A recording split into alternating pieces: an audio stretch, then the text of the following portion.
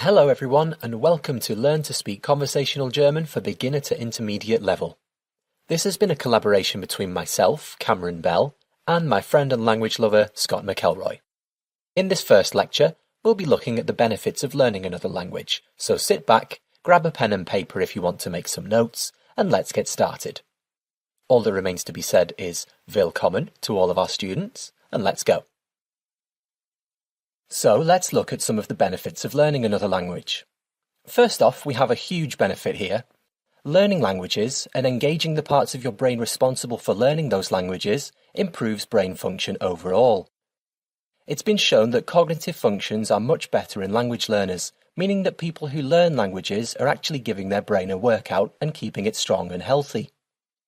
This is also beneficial in helping to combat mental issues such as Alzheimer's.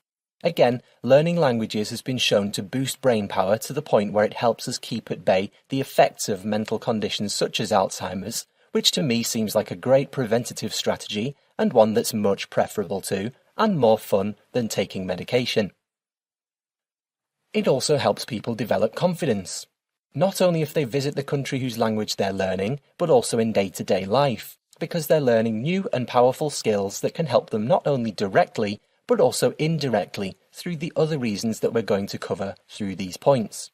Because of this, language learners are able to go about their lives with an enhanced sense of confidence and self-worth, which is great. They also get to meet incredible people, again both in the country whose language they're learning, but also in their own country, whether that's, for example, German people visiting your home country, or just other people from your country who have an interest in learning languages and travelling.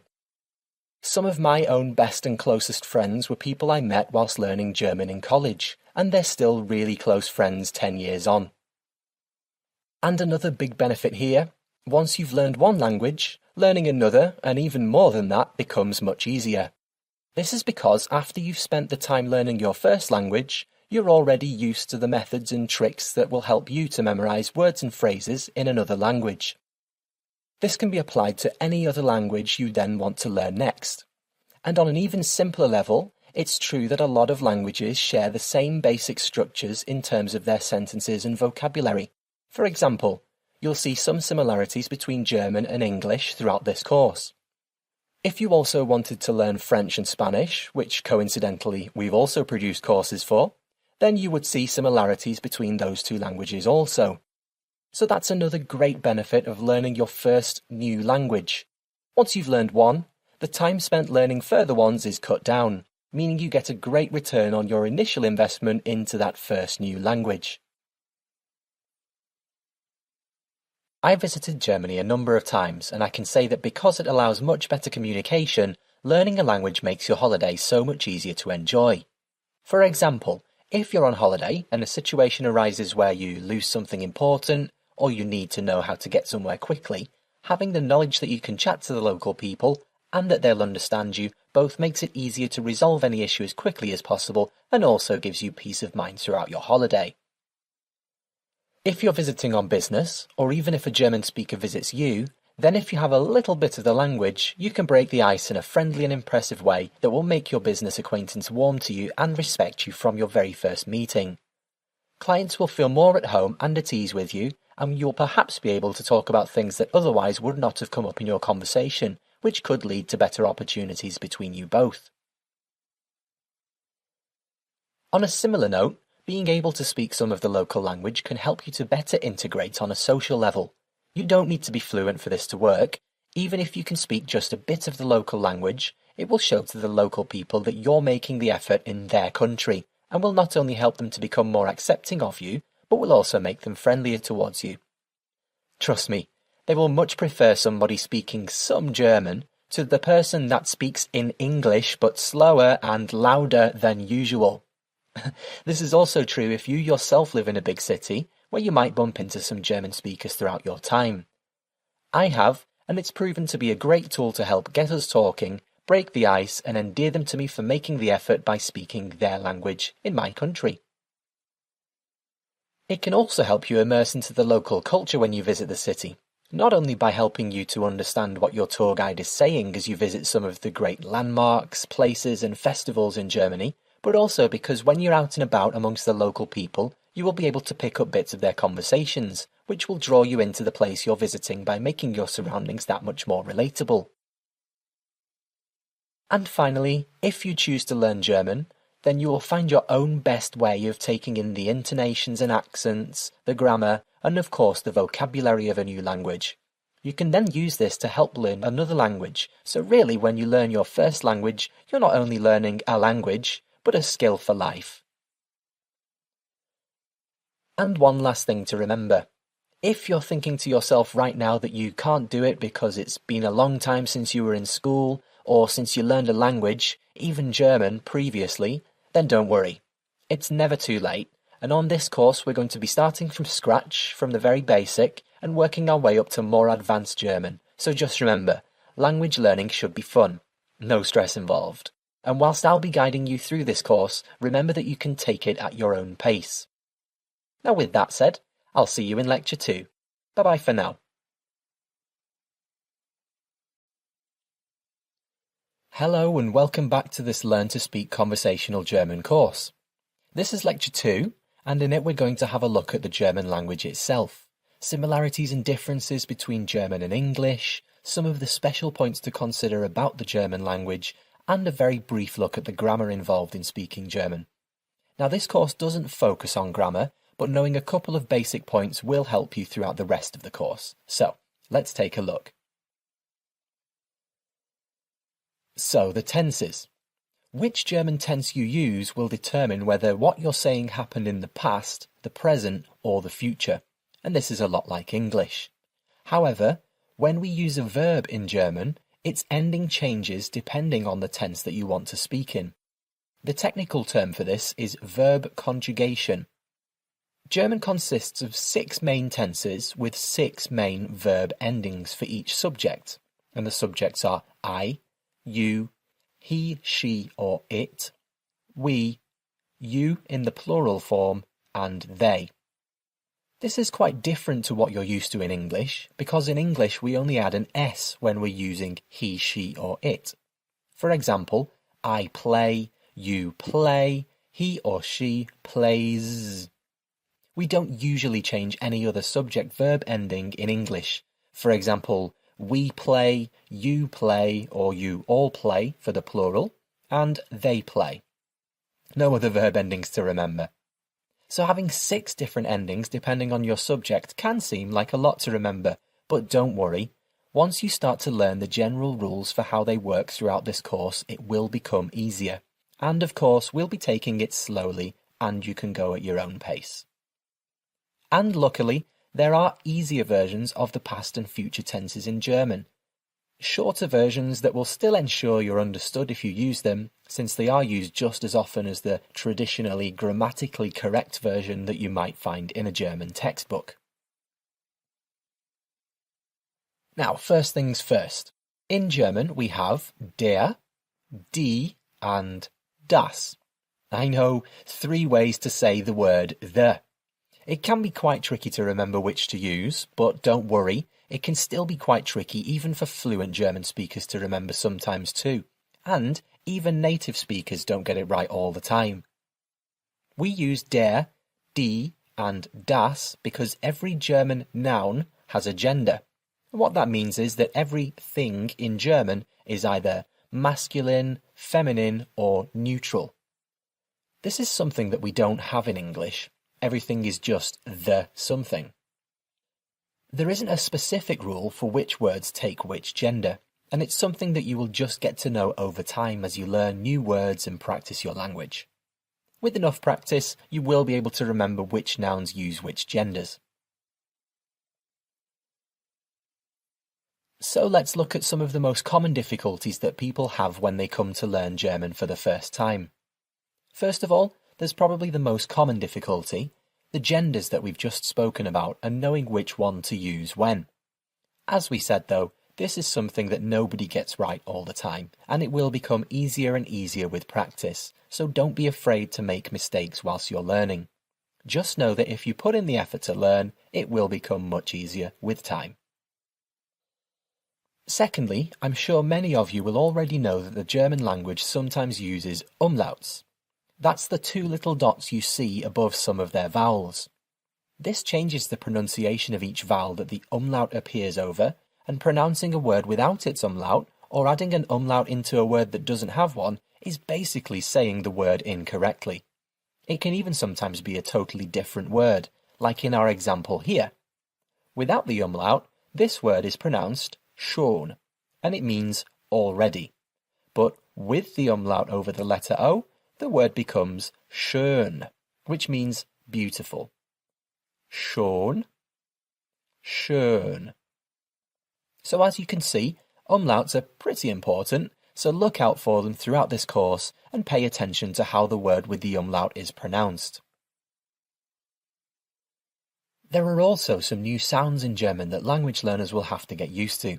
The most common ones being a C and H together, a G at the end of a word, and a K and R together. These often involve using the back of your throat, which is not a sound that we make very often when speaking English. So those letters pronounced in German would be ch, h, and k. Listen to the way these sounds are made throughout this series for a better understanding, and practice them on your own because they can take a few tries to get the correct sound. Another thing that you'll find whilst learning German is that the sentence structures do change ever so slightly, according to certain tenses and cases you may use within your German sentences. You'll see this happen a couple of times throughout this course. The good news is that there are rules for your sentence structures that affect the sentence in the same way every time, meaning that you only have to learn each rule once and then you can apply it to any relevant sentence you wish to say. However, as you're so early on in your German language learning career and the rules are based in the grammatical side of the language, we won't cover them in full detail throughout this course. We will only cover the ones you need to know at this stage. As always, just focus on learning the sentences we've provided for you in this course, and you can go back and discover how the grammar works behind them at a later date. Now, this next point is not so important if you're going to be speaking German on your holidays, but in written German, all nouns are written with a capital letter, regardless of where they appear in the sentence. This can sometimes be difficult to remember, especially if your mind is also thinking about just getting the sentence right in the first place, but I find it easiest to go back over what I've written, look for any nouns, and make sure I've capitalised them. Capital letters still appear at the start of a sentence, even if that word isn't a noun, just like in English. And it's worth noting that throughout this German course, I've only capitalised nouns in any vocabulary section to remind you that they're capitalised for a reason. Where you see a full sentence, however, I will have capitalised the start of that sentence and any nouns within it, just as it should be done. You'll see this as you go throughout the course, and it will hopefully be a helpful reminder.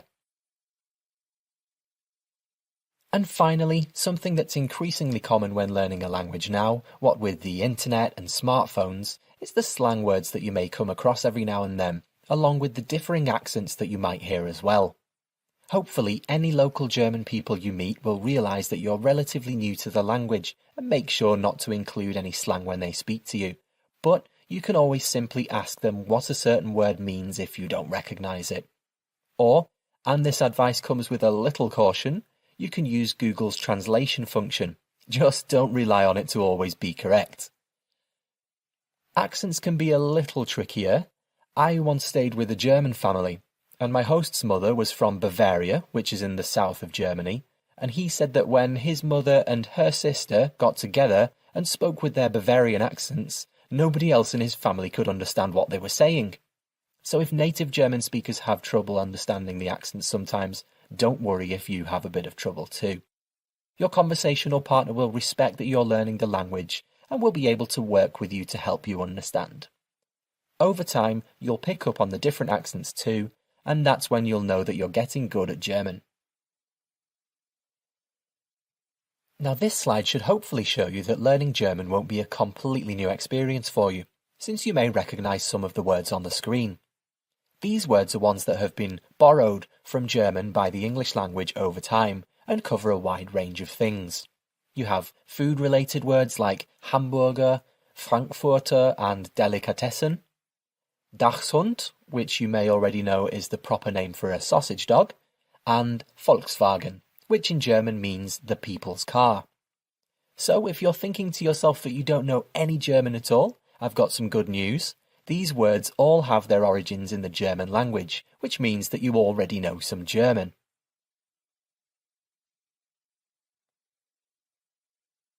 And finally, it's only natural to feel that in the beginning, any language can sound very fast, quite difficult to understand, and quite inaccessible, but please don't panic.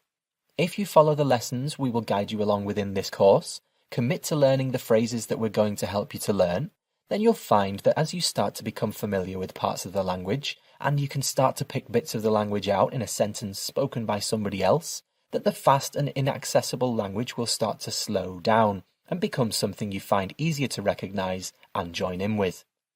This is the same with any language. It's happened for me when I learned German and also Spanish, and I'm sure it's happened for my friend Scott McElroy too. And when you realise it's happening for you, it'll boost your confidence in your own abilities. It's amazing just how much your understanding of an overall language will improve with just a few key lessons. So, without further ado, let's start to learn some German. I'll see you in the next lesson. Hello everybody, welcome back to this Learn to Speak Conversational German course.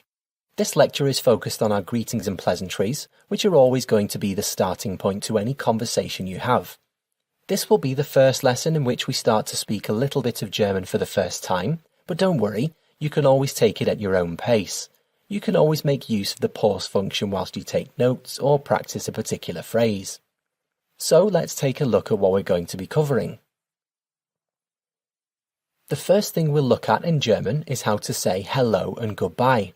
Two basic parts of any conversation, and usually the very first thing you'll say to somebody when you meet them. So, starting from the top here, we have Guten Tag. Guten Tag. And this is what we would say for hello. It's quite formal and literally means good day. If you would still like to be formal, but would like a different greeting, then you can say Hallo. Hallo. And either Guten Tag or Hallo will do just fine for nearly anybody you meet. Auf Wiedersehen. Auf Wiedersehen. Again, this will work for nearly anybody you could meet when you want to say goodbye. Auf Wiedersehen. Wie geht's? Wie geht's? This is quite an informal way of saying how's it going. It's actually a shortened version of a phrase we will look at in the next group of phrases, but this particular version, wie geht's, is something you could say to a close friend. Hallo, wie geht's? So now we can combine two phrases already. Hallo, wie geht's? Or hello, how are you? Is something that close friends could say when they're meeting up. Okay, so now we have some personal questions. We can use these when we want to ask someone how they are or even how their family is. So we can ask, Wie geht es dir? Wie geht es dir? This is how are you, and it's quite general. It uses the more informal version of you, so we can use it with people we know well and people we've met before and so on. Wie geht es Ihnen?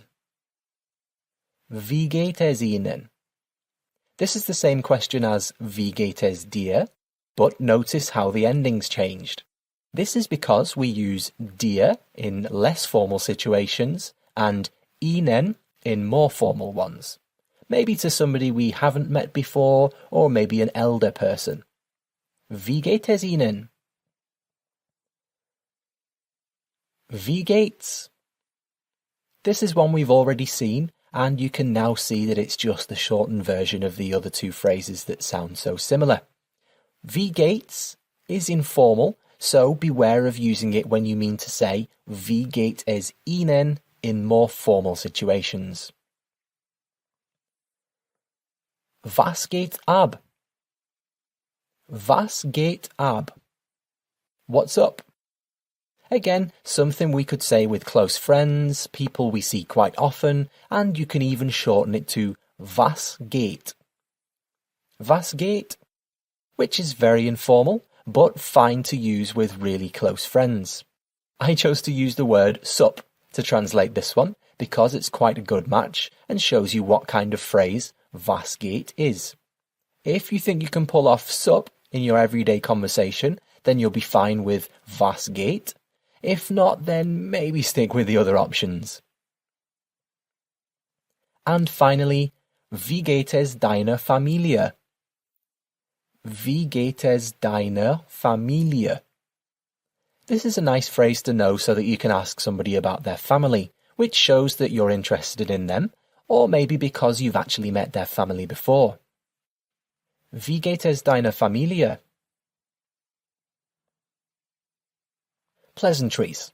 These phrases will always be useful to know, and especially if you're taking this course because you want to travel to Germany.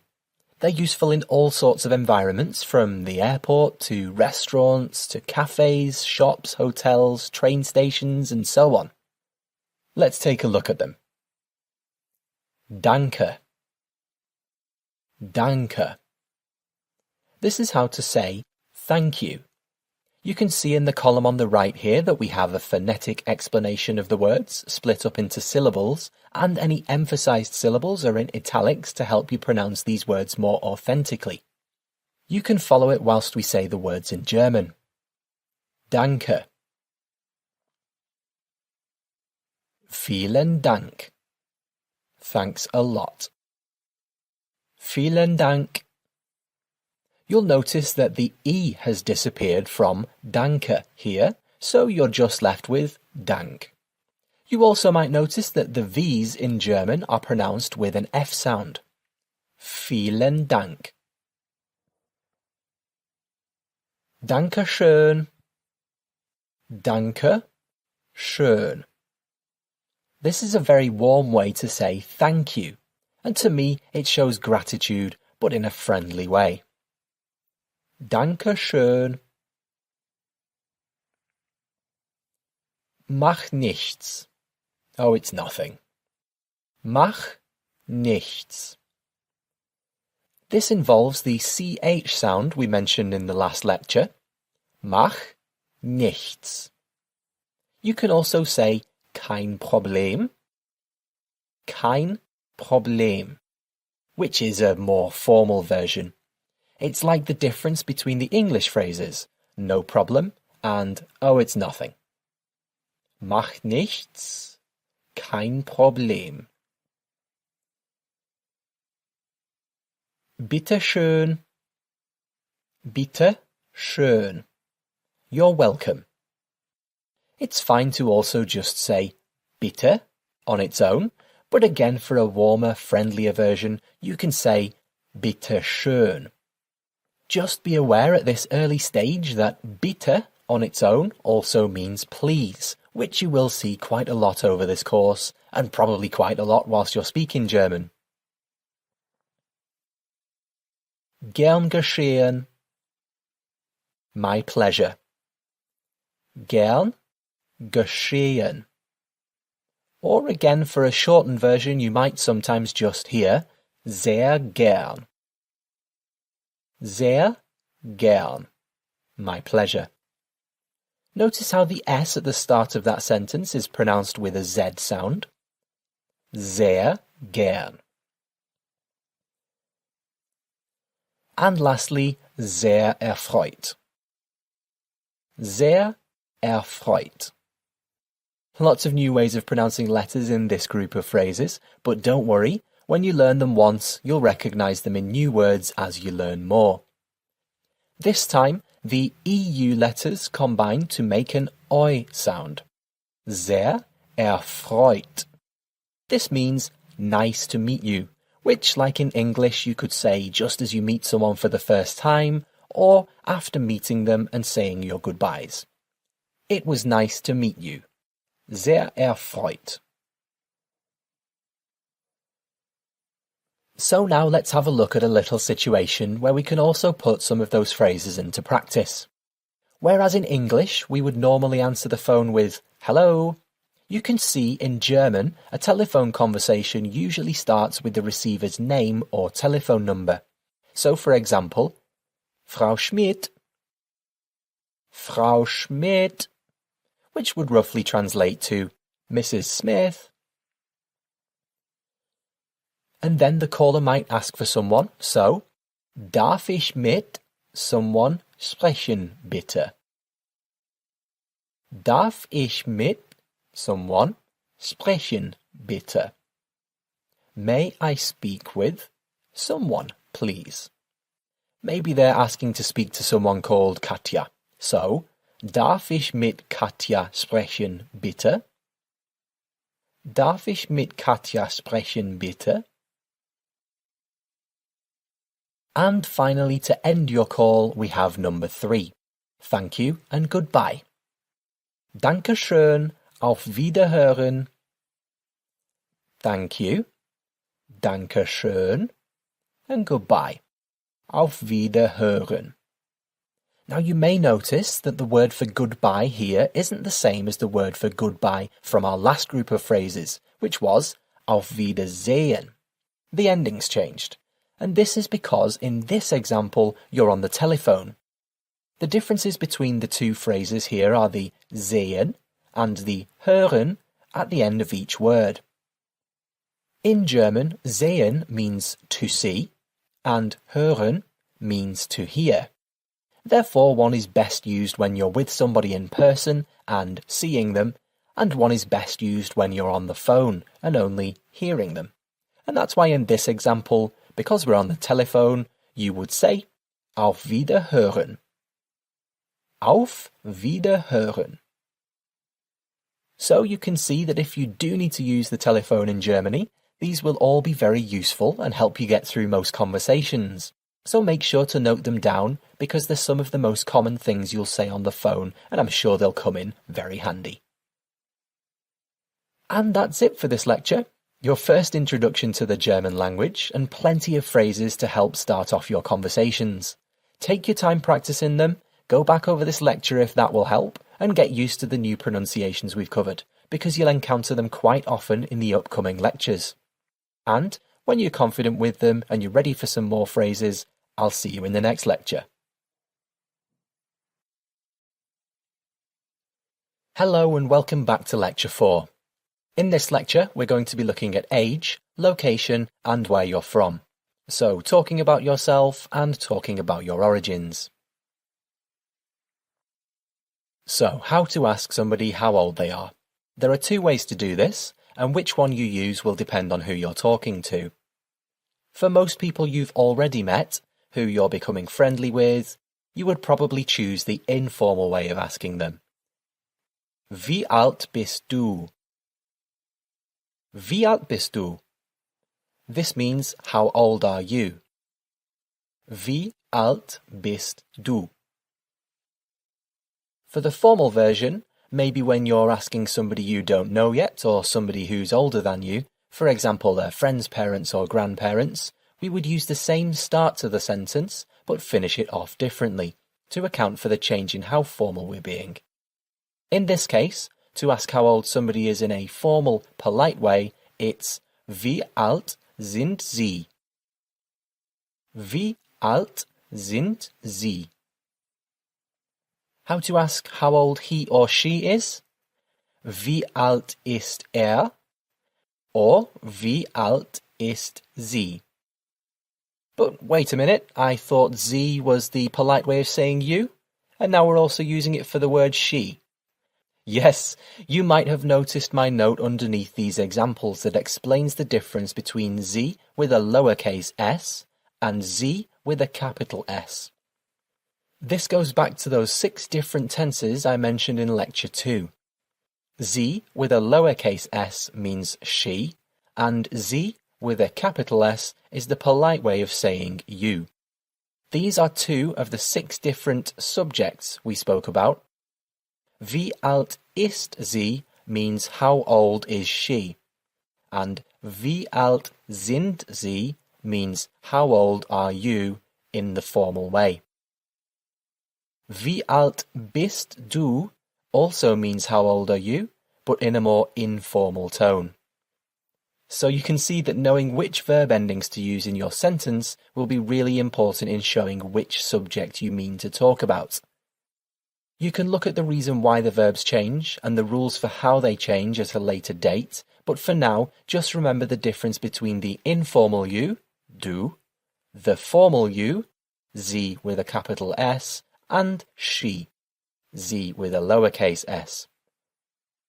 Wie alt bist du? Wie alt sind Sie?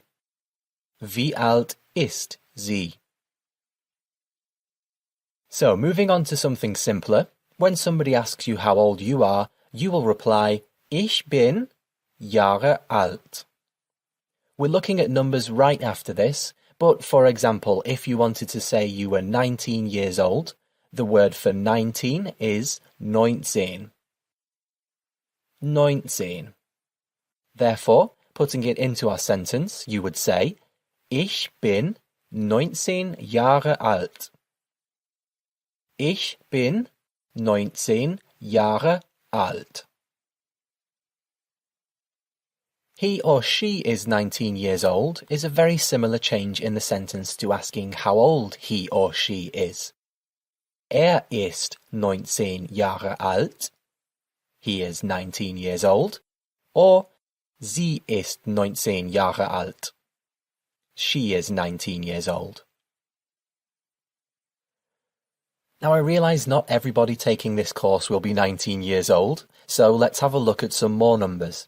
You can see we've set this out so that you have the English number on the left and the German version in the middle, and our own way of pronouncing it phonetically on the right-hand side. As we go through these numbers, you should be able to see the way that we say them is exactly as they're written on that right-hand side, with any emphasized syllables in italics. One thing to note here, the word for the number 1, eins, is quite hard to write a pronunciation for. The best way to think of it is to think of the word Einstein and take off the tein, leaving you with eins. Therefore, throughout the rest of this course, where you see that I've written the letters E-Y-E together in the pronunciation column, this is always going to be pronounced as the word is said in English, I.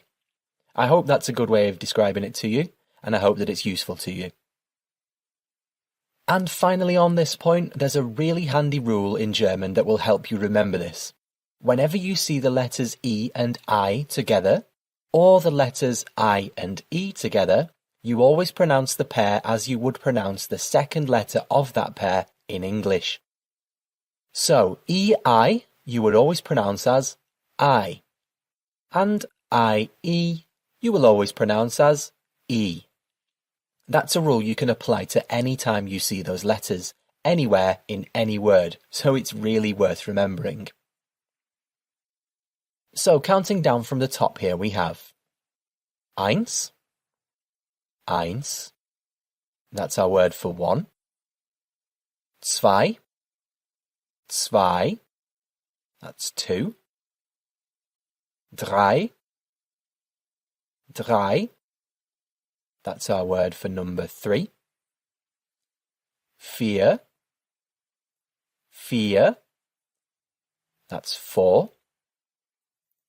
Fünf, fünf, that's 5.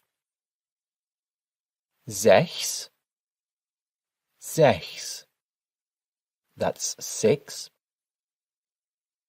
Sieben, sieben, and that's 7.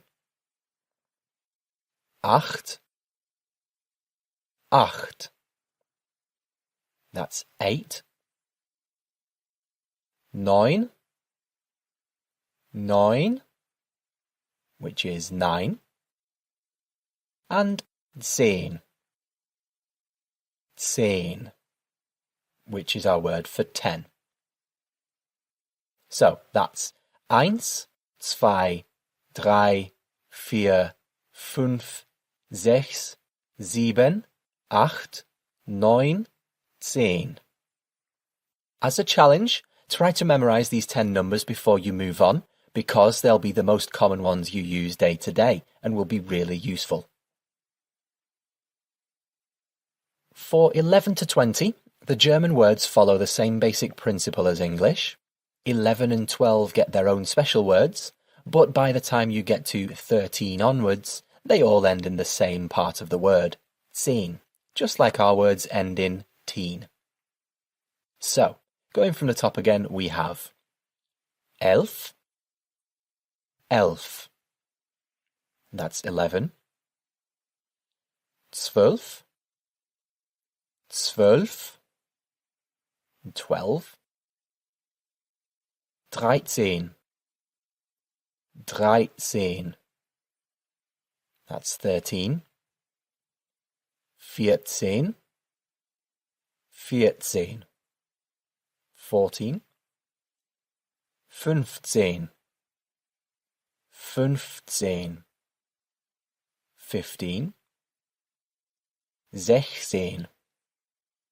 16. 16. 17. 17. 17. Now, be careful here because the number 7 in German is sieben, but 17 is siebzehn, not siebenzehn. It's just a little tweak, but it's very worth remembering. It's a little bit like our number 15, which is not 15, it's 15. Germans do the same, but with their 7 and 17, so it becomes sieben and siebzehn. Make sure to remember this for future. Moving on again, we have 18, 18, which is 18, 19, 19, which is 19, and 20, 20, 20, and that's 20. Just note there's that G sound at the end of a word that we mentioned in lecture 2. 20. Remember that that's the same for almost all words you see that end with the letter G, so make sure to remember this for future too. So let's run through those all one more time and see if you can follow them along. Use the pronunciation column if you want to. 11, 12, 13, 14, 15, 16, 17, 18, 19, and 20. 11 to 20. Congratulations, let's move on. So for the numbers starting from 20 upwards, there's a very simple pattern you can follow to help you remember. Quite like how English has a pattern. In English, we say the large number and then the small number. So for example, for the number 21, we do say 21. For the number 22, we say 22, and so on. In German, it's just the other way round, with an and in between the numbers. So whereas we say 21, in Germany they would say 1 and 20. Whereas we say 22, they would say, that's right, 2 and 20. And this is the same from 21 all the way up to 99. So here's the good news. If you know the numbers between 1 and 9 in German, and the words for 20, 30, 40 and so on, then you can say any number from 21 to 99. So let's have a look at how we say them in German. 21. Just like we said, in German we turn the two numbers around and put an and between them. So 21 becomes 1 and 20, which then in German is 21. 21. 21. 22. 22. 22. Again, 23 is simply 3 and 20, said in German. So that would be 23. 23. 24 would be 24. 25 would be 25. 27 would be 27. And 29 would be 29. So now you know how to make any number between 21 and 29. Let's take a look at larger numbers so that you can do the same with them. So the number 30. 30. 30. Now here's a quick test. Can you tell what the number 35 is going to be? Remember the rule? That's right. 35. 35. The number 40. 40. 40. Remember that the V in German is pronounced like an F. 40. The number 50. 50. So 52, for example. 52. 60. 60. 60. 70. 70. 70. Again, just like the number 17, this version of the number 7 doesn't use the whole German word. It is not, I repeat, it is not 70. It is just 70. Just like we say 50, not 50. Remember that the Germans just say 70 for their number 70. 70. 80, moving on. 80. 80. So 88 would be 88. Notice that this CH sound in the word acht sounds a little different to the one we've heard and described previously. That's because in some words it uses the tongue and the roof of your mouth, like the word ich, and in some words it's just easier to use more of the back of your throat, but in a soft way, like in 80. Okay, next we have 90, which is 90. 90. And finally we have 100. 100. 100. I've put the ein in brackets because it's quite rare that you'll hear 100 in German. When counting something, Germans will usually just say 100. So, for example, 100 grams would be 100 Gramm. 100 kilometers would be 100 Kilometer. But it can still help to know that 100 in its full form is 100. And congratulations! I know that there were a few little hints and tips in that slide, but hopefully they will improve your understanding of the numbers and pronunciation, and I'm sure they'll help you in many situations you come across in future. So let's move on to saying where you come from. So this is very useful, being able to say where you're from. For example, if you're in a bar and you meet some new acquaintances, or to explain to a holiday rep or tour guide, or even if you have to go to the doctors for any reason whilst you're on holiday. But it's always nice to be able to have a two-way conversation, so we'll look at how to say where you're from, but also how to ask other people about their own origins and where they're from. So starting at the top we have Woher kommst du? Woher kommst du? This is how to ask one person where they're from, in an informal way. Where do you come from? Woher kommst du? Maybe you've already been chatting to them for a while and it's something you bring up in conversation. Next we have Woher kommen Sie? Woher kommen Sie?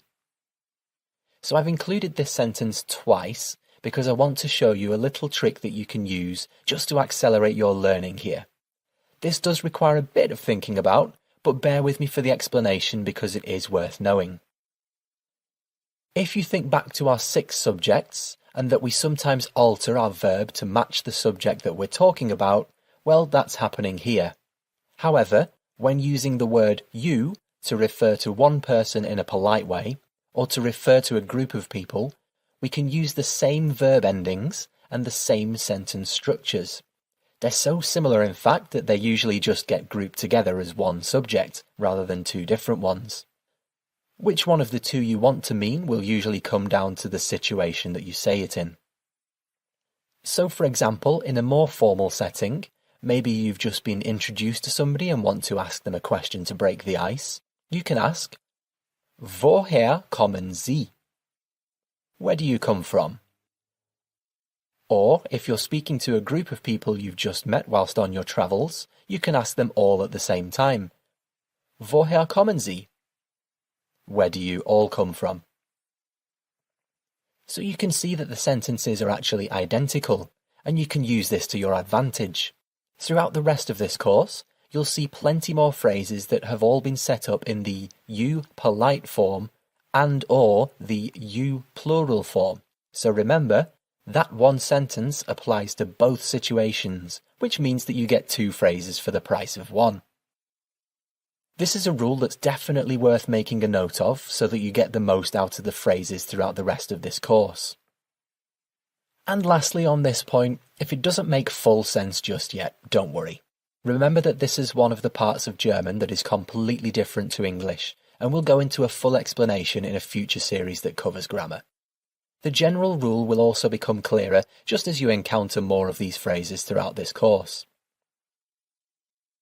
Okay, so moving on, to reply to these types of questions, you can say, Ich komme aus, to tell somebody where you come from.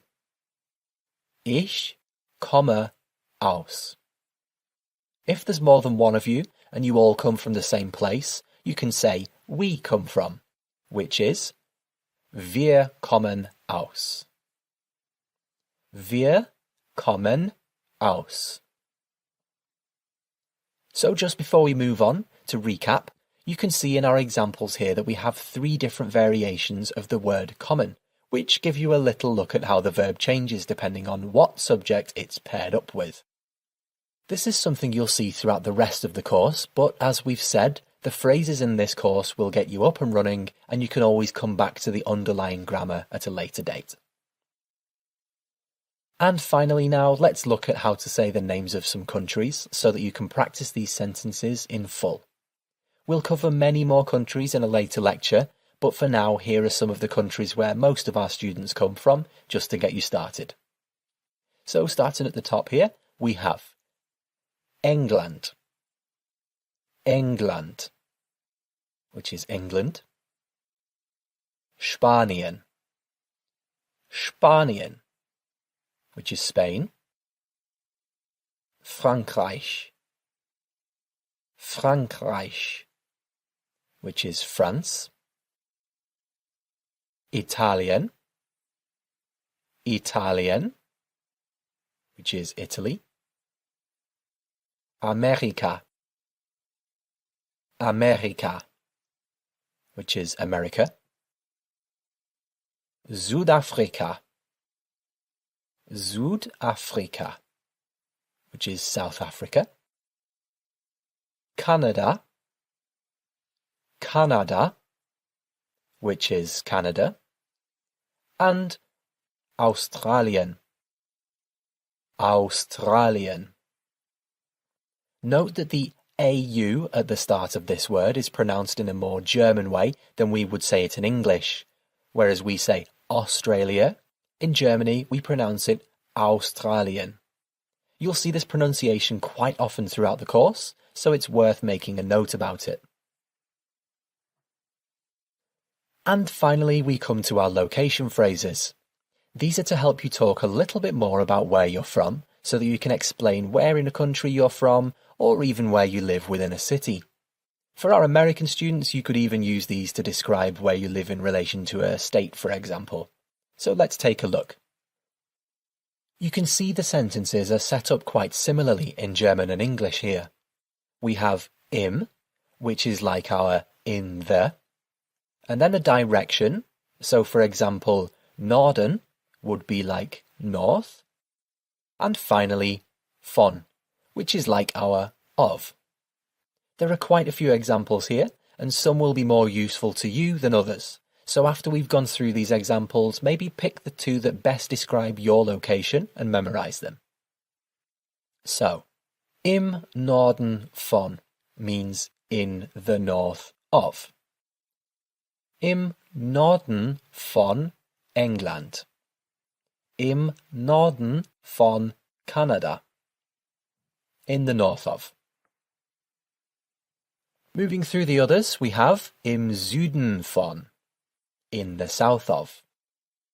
Im Süden von. There's an umlaut over the U here, which makes the U more of an U sound rather than an U sound. Im Süden von. Next we have im Osten von, which is in the east of. Im Osten von. And then we have im Westen von, in the west of. Im Westen von. And then we have im Zentrum von, which is in the center of. Im Zentrum von. And finally, in case you want to describe somewhere you live near to, or near to where you're staying whilst you're on holiday and so on, then you can say in der Nähe von. In der Nähe von. Notice how this example starts with in der rather than im. Now if you remember, in lecture 2 we mentioned that every noun has a gender in German, and sometimes the words we use alongside those nouns depend on the noun's gender. That's what's happening here. Nähe is feminine, whereas the other examples are all masculine or neutral. And like we also mentioned, which words are which gender is just something you'll learn through practice and time. So, back to our phrase itself. If you're staying near to Berlin whilst you're in Germany, you could say in der Nähe von Berlin. In der Nähe von Berlin. So for example, if I was describing where I'm from, I might say im Norden von England, or even im Zentrum von Manchester. So, quite a lot to take in this lecture. Now you know how to count to 100 in German, say how old you are, know why some sentences look the same but have different contexts, and how to say where you come from. Remember though, you can work at your own pace. If you want to go back over this lesson, I would encourage you to do so, and when you feel comfortable with what we've covered here, I'll see you in the next lecture. Auf Wiederhören! Hello and welcome to Lecture 5 in this Learn to Speak Conversational German series. In this lecture, we'll be looking at likes, dislikes and hobbies. Talking about yourself, maybe to some new acquaintances you've met, or to a tour guide so they can organise some fun activities for you. So without further ado, let's get started. So, how to say like. Just a quick note first. As you can see in the box here, in German there are two words for liking something. One is used for liking nouns, like objects or people, and in German our word for this is mögen. Mögen. The other word is used for liking verbs, so we would use it when you like doing something, like a hobby or an activity. The word for that type of liking is gern. Gern.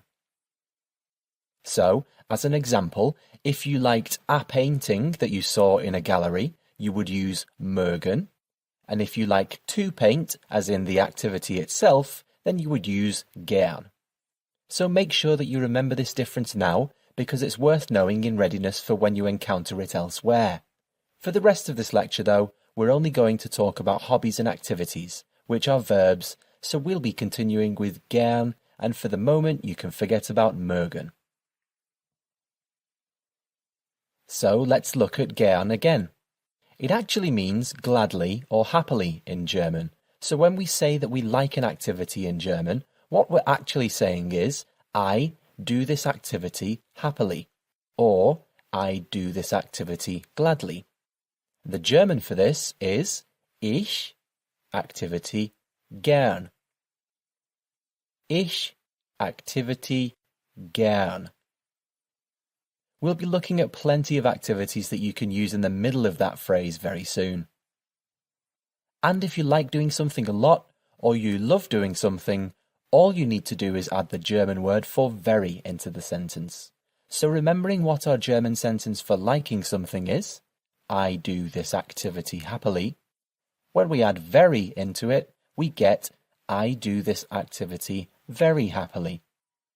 The word for very in German is sehr. Sehr.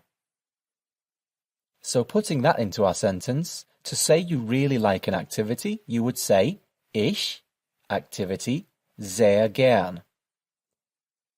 Ich activity sehr gern. I do this activity very happily, or put more simply, I really like this activity. Now, let's say you're with some new friends in Germany, or you're with your tour guide, and they suggest doing something that really doesn't sound all that great to you. How to say that you don't like doing something is quite easy. In fact, it's as easy as in English.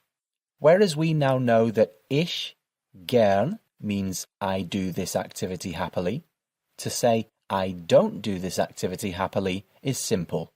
We just add the German word for not into the sentence, and it becomes ich activity nicht gern. Ich activity nicht gern. I don't like this activity. And to say that you absolutely don't like a certain activity, there's just one more word, gar. So, whereas I don't like is ich activity nicht gern, our phrase for I absolutely don't like is ich activity gar nicht gern. And like in English, if you want to show someone you really don't enjoy it, you can emphasize your words to get your point across. Ich activity gar nicht gern. And one little tip before we move on. You can usually add the word nicht to most sentences to make a negative statement, but just watch out for where the word nicht goes, because its position does sometimes change depending on the structure of the sentence. Again, not something you need to memorize right away, but if you do see the word nicht swapping places in sentences, at least you now know why. So we have the basic parts of our sentences for I like an activity and I don't like an activity. So now let's start putting it together. So to say that you like doing something, you take our phrase, ich activity gern, and you put your hobby in place of the activity. Remember that we have to change the ending of our verb here to show who the verb refers to. In these examples, I'm talking about me, so we'll be using the verb in the I form. If I like an activity, I can say ich, and then the verb in the I form, gern. Or if I don't like it, I can say ich, and the verb in the I form, nicht gern. And here I've given you 3 examples, using what we've already learned and adding in some verbs in that conjugated I form. On the very left you can see the raw, unmodified form of each verb and its English translation. So from the top we have spielen, spielen, to play. Machen, machen, to do. Essen, essen, to eat. So that's what the words mean, And now if we use them in our sentence, you can see how each verb changes to reflect the fact that they're now in the I form. So, our examples from the top. Ich spiele gern. Ich spiele gern. I like playing, or I like to play. Ich mache gern. Ich mache gern. I like doing, or I like to do. Ich esse nicht gern. Ich esse nicht gern. I don't like eating, or I don't like to eat. Some of you may have noticed that the only change on each one is that they've all lost the N from their endings. This is quite common across a lot of the verbs in the I form. So there are 3 examples. Next we'll be looking at common verbs for likes and dislikes. So if it helps, go back over this particular slide until you understand the difference between an unconjugated verb and a conjugated verb in the I form, because it will come in very handy in all sorts of situations. So here are some more verbs to help you express what you like doing and don't like doing. As we progress through this course, we're going to include more German in the visuals too, which will help immerse you in the German language just that bit more. So, in our Deutsch column on the left, we have our verbs, and you can see that they're all in the unconjugated basic format. So from the top, spielen, spielen, to play. Hören, hören, to listen to something. Essen, essen, to eat. Trinken, trinken, to drink. Anschauen, anschauen, to watch or see. Now this is an example of a 2-part verb, which you'll find sometimes in German. When used in a sentence, the verb splits into 2 parts. We have an example of how this works later in this lecture. Moving on, we have gehen, gehen, to go somewhere, or spazieren gehen, spazieren gehen, which is to go for a walk. Sozialisieren, sozialisieren, to socialize. Now here's one that's one of my hobbies. Schlafen. Schlafen. To sleep. Malen. Malen. To paint. And we have lesen. Lesen. To read. So those verbs are great to know, but you've probably noticed a lot of them aren't very useful on their own. So here are some examples of activities that involve each of the verbs, which demonstrate how we can use each of them in context, and therefore in everyday conversation. Don't forget, you can work out which are the nouns in these phrases by looking for the words that start with a capital letter. And you may notice that the word for to changes a few times in these examples, but as we would suspect by now, this is to do with a couple more grammatical rules, such as the gender of the place we're going to, and whether we can abbreviate that word at all. Again, there's time to learn the grammar behind this later. So, our examples. First up, Fernsehen. Fernsehen.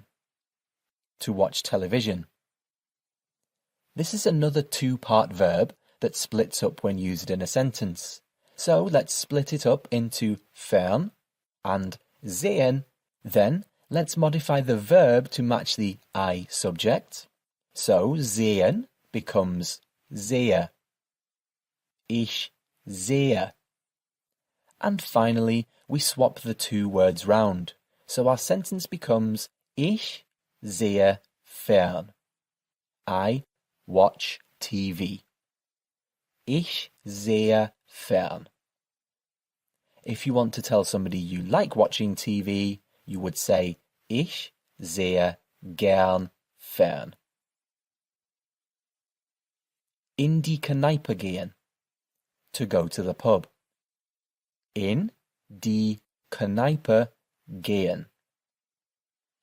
To use it in our I format, we move the verb, modify it as in the previous examples, and say Ich gehe in die Kneipe. I go to the pub. Ich gehe in die Kneipe. If you like going to the pub, you can say Ich gehe gern in die Kneipe. Notice how gern always comes straight after the verb. Ich sehe gern fern. Ich gehe gern in die Kneipe. Zur Turnhalle gehen. Zur Turnhalle gehen. To go to the gym. So you can say that you're going to the gym with Ich gehe zur Turnhalle. But you can also just say that you're going to exercise, which is trainieren gehen. Trainieren gehen. Ich gehe trainieren. Or you can just say that you're exercising. Ich trainiere.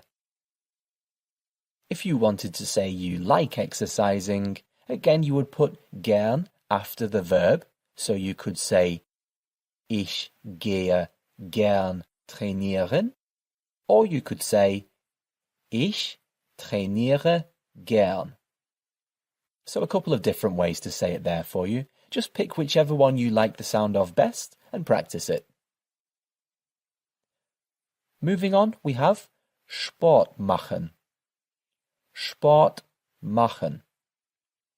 To do sports. Note that for most sports you would say that you play them, which would be spielen, but with the actual word Sport, you would say that you do it. Machen. Sport machen. Ich mache gern Sport. I like doing sports. Also in this example, it's worth mentioning that sometimes in German we pronounce letter S's with a sh sound. Again, this is something you'll learn over time, but for now just listen out for which words are pronounced this way because you'll encounter a few of them over this course. Sport, spielen, and so on. If you like to play football, you would say Ich spiele gern Fußball. So working backwards, you can see that to play football is Fußball spielen. Fußball spielen. If you've noticed, the word Fußball has an S sound, but there are no letter S's in the actual word. What you can see in the word is a special German character that looks a bit like a capital B. It's called an SZ, and it's sometimes used in place of two-letter S's. So when you see it, just pronounce it like you were seeing two-letter S's. So in this example, Ich spiele gern Fußball. Ich spiele gern Fußball. I like to play football. Moving on, to paint is relatively simple. It's still just malen. Malen. Ich male gern. And we have spazieren gehen. To go for a walk. So whereas gehen on its own means to go somewhere or to walk somewhere, To go for a walk is spazieren gehen. Again, notice how the letter S in spazieren is pronounced like a sh sound. Ich gehe spazieren. I go for a walk. Ich gehe gern spazieren. I like to go walking. Ich gehe gern spazieren. Okay, so now we've gone through those first examples in quite some detail. Let's have a look at some more and use the same rules as we did last time. Schwimmen. Schwimmen. To go swimming. So to say I swim, our verb gets modified and it becomes ich schwimme. Ich schwimme. And to say you like swimming, you would say ich schwimme gern. Ich schwimme gern. Reisen. To travel. Remember our rule for pronouncing E and I, depending on which order they appear in? Reisen. So, to say you like travelling, we modify the verb and use it in our phrase as usual. Ich reise gern. Ich reise gern. I like travelling. Ins Kino gehen. Ins Kino gehen. To go to the cinema. You might like going to the cinema, in which case you can say Ich gehe gern ins Kino. Ich gehe gern ins Kino. You might like watching movies but from the comfort of your own home, in which case you can just say I like to watch movies. The phrase for to watch movies is Filme anschauen. Filme anschauen. But take note, anschauen is that two-part verb that we spoke about before that sometimes splits up into an and schauen when we use it in a sentence. So, if you want to say I like watching movies, the sentence becomes Ich schaue gern Filme an. Ich schaue gern Filme an. I like to watch movies. Essen gehen. To eat out, or to go out to eat. Essen gehen. So to say, I'm going out to eat, our sentence becomes Ich gehe essen. I'm going out to eat. Ich gehe essen. If you like going out to eat, you might say Ich gehe gern essen. Remember that the gern comes after the verb, and these are both verbs, but the one that we're modifying is gehen, so it comes after that one. Ich gehe gern essen. Next we have schlafen. Schlafen. To sleep. Now some people do class this as a hobby, myself included sometimes, which is why we've included it here. So, modifying the verb and putting it into our sentence, we would end up with Ich schlafe gern. Ich schlafe gern. I like to sleep. Or maybe you don't like sleeping because you'd rather be out making the most of your day, in which case you can say Ich schlafe nicht gern. Ich schlafe nicht gern. I don't like to sleep. An den Strand gehen. An den Strand gehen. To go to the beach. Ich gehe an den Strand. And if you like going to the beach, ich gehe gern an den Strand. Ich gehe gern an den Strand. Or if you don't like getting sand between your toes, you might say, ich gehe nicht gern an den Strand. I don't like going to the beach. So now that you've picked out one or two hobbies from the examples that you like or don't like, it would be useful if you could explain to people why you like them or why you don't like them. With that in mind, here are some examples for explaining why you might like or dislike certain activities. Now remember, we have the correct pronunciation, or in German, richtige Aussprache, on the right-hand side. See if you can follow it along whilst we run through these examples. So first we have, es ist langweilig. It is boring. Es ist langweilig. Es ist gut für die Gesundheit. It's good for your health. Es ist gut für die Gesundheit.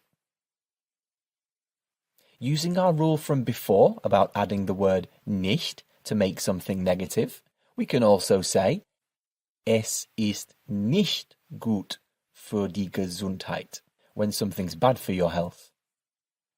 Es ist nicht gut für die Gesundheit. It's not good for the health. Es entspannt mich. Notice how the letter S is pronounced with a sh sound again here. Entspannt. Es entspannt mich. This means it relaxes me.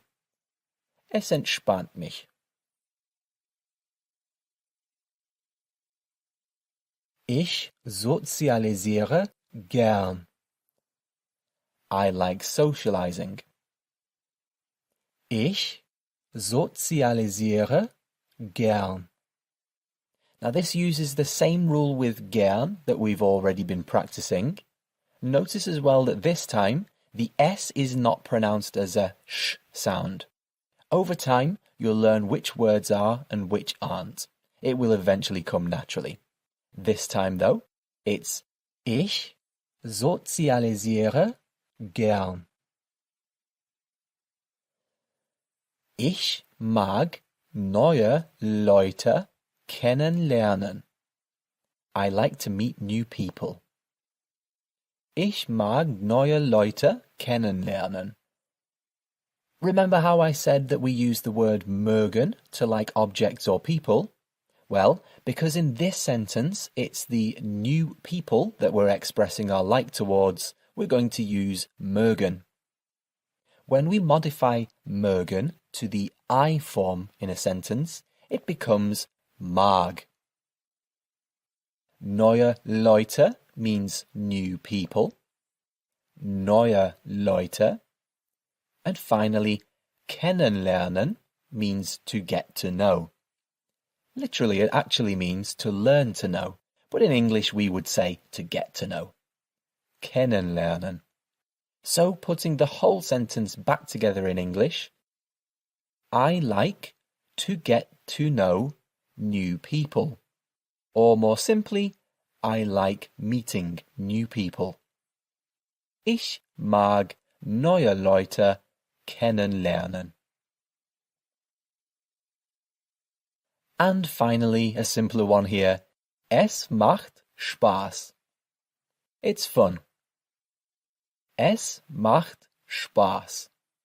Remember our rules about how to pronounce the S and how to pronounce the SZ character? Es macht Spaß. It's fun.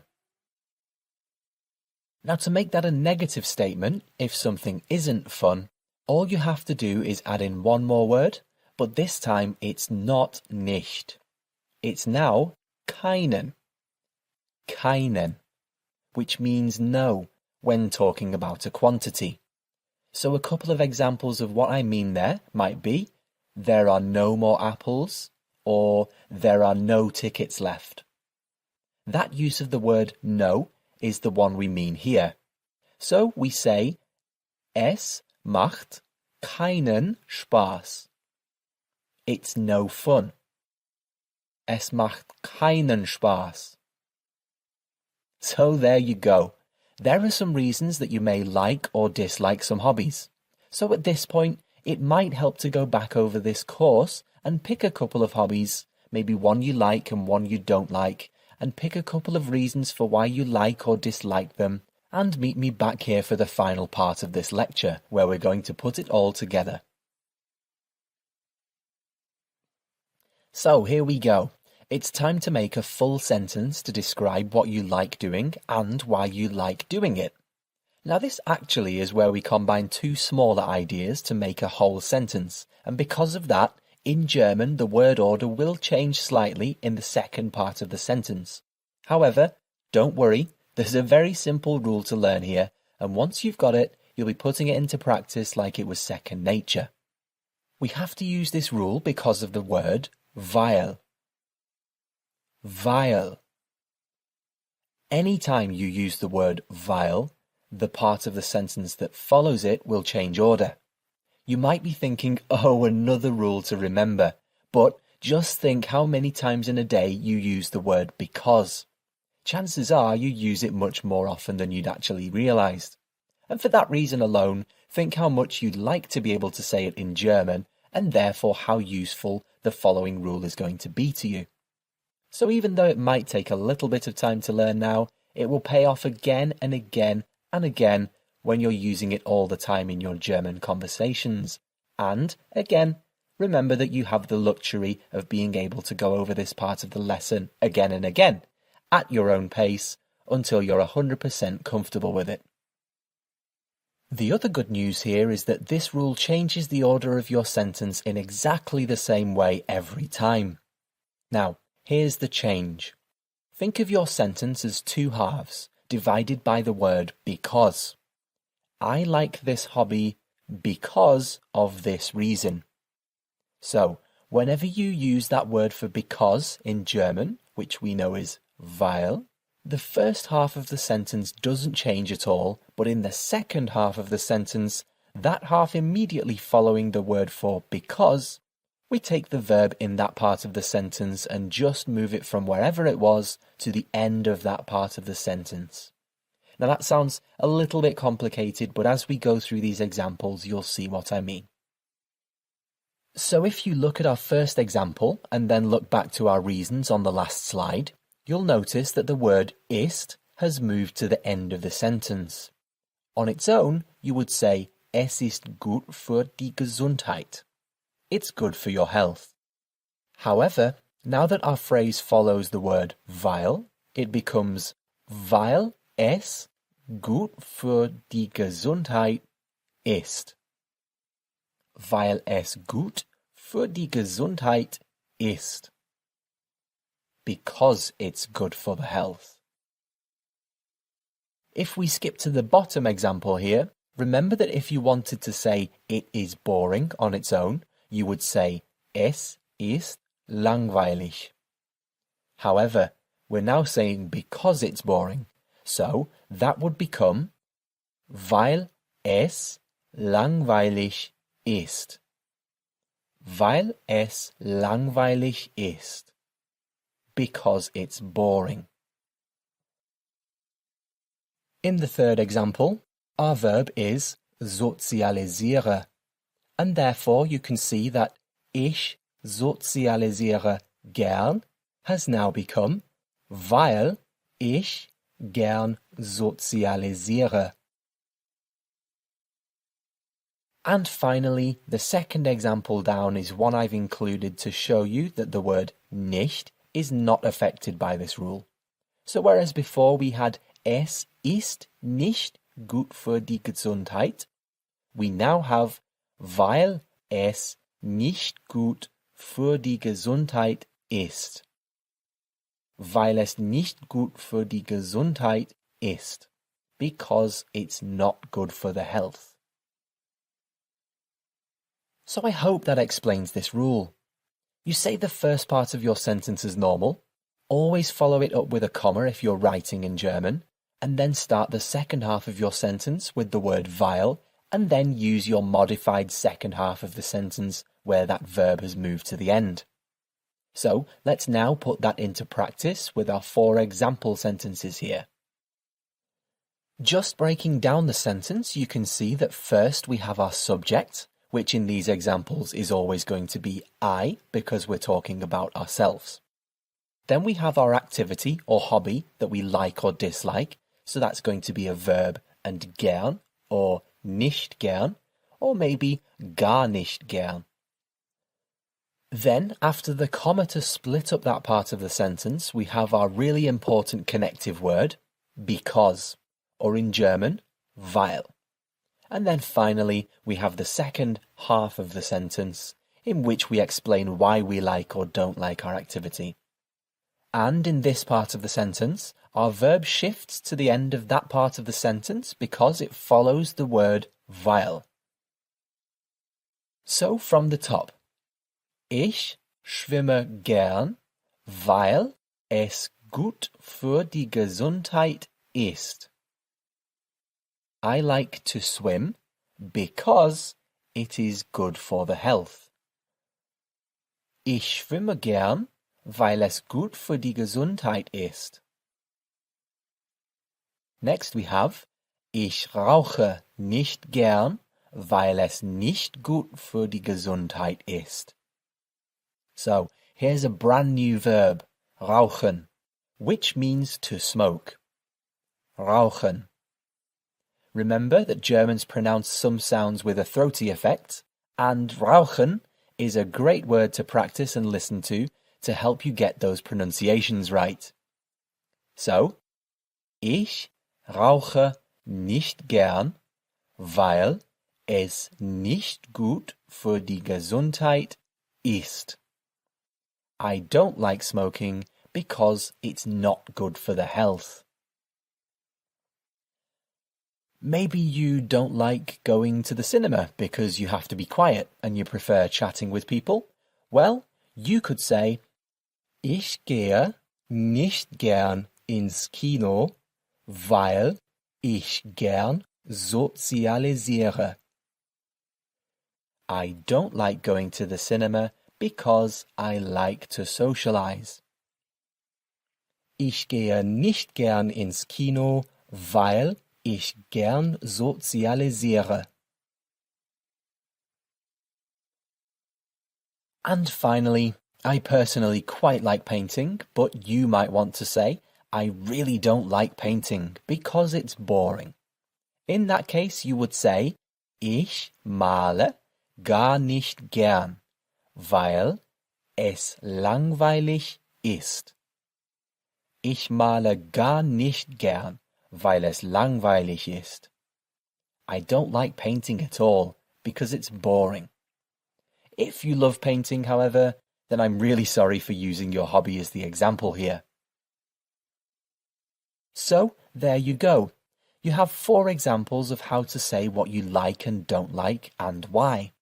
Hopefully you've seen that the rules in each sentence are the same and it's starting to form a pattern that you can recognise. The next step to really accelerate your learning and understanding of this lecture is to make it personal to your own situation, talking about your own likes and dislikes. So, take the activity or hobby that you picked for yourself and the reason that you matched it with and try to put them into your own sentence that's personal to you. Don't worry if you have to say it really slowly whilst you're figuring out where everything goes and which word is the verb and so on. I remember when I started using the word weil, I would have to have the longest pause after the next word whilst I figured out the order of what I was going to say next. Remember, as with all aspects of any language, the more you practice at it and dedicate the time and effort to learning the rules of the language and the vocabulary to use with those rules, the faster and better you'll become. And it happens without you realising, until one day you'll finish a sentence and think, wow, did I just say that?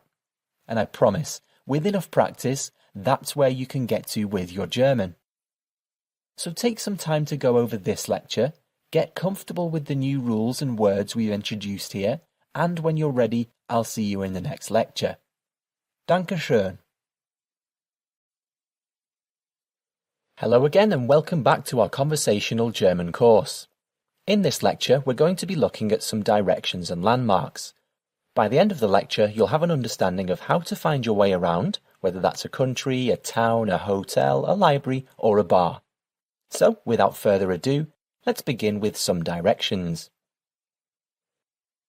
So a great starting point for this lecture is to learn some very basic directions, which you can use on their own or in combination with some further vocabulary.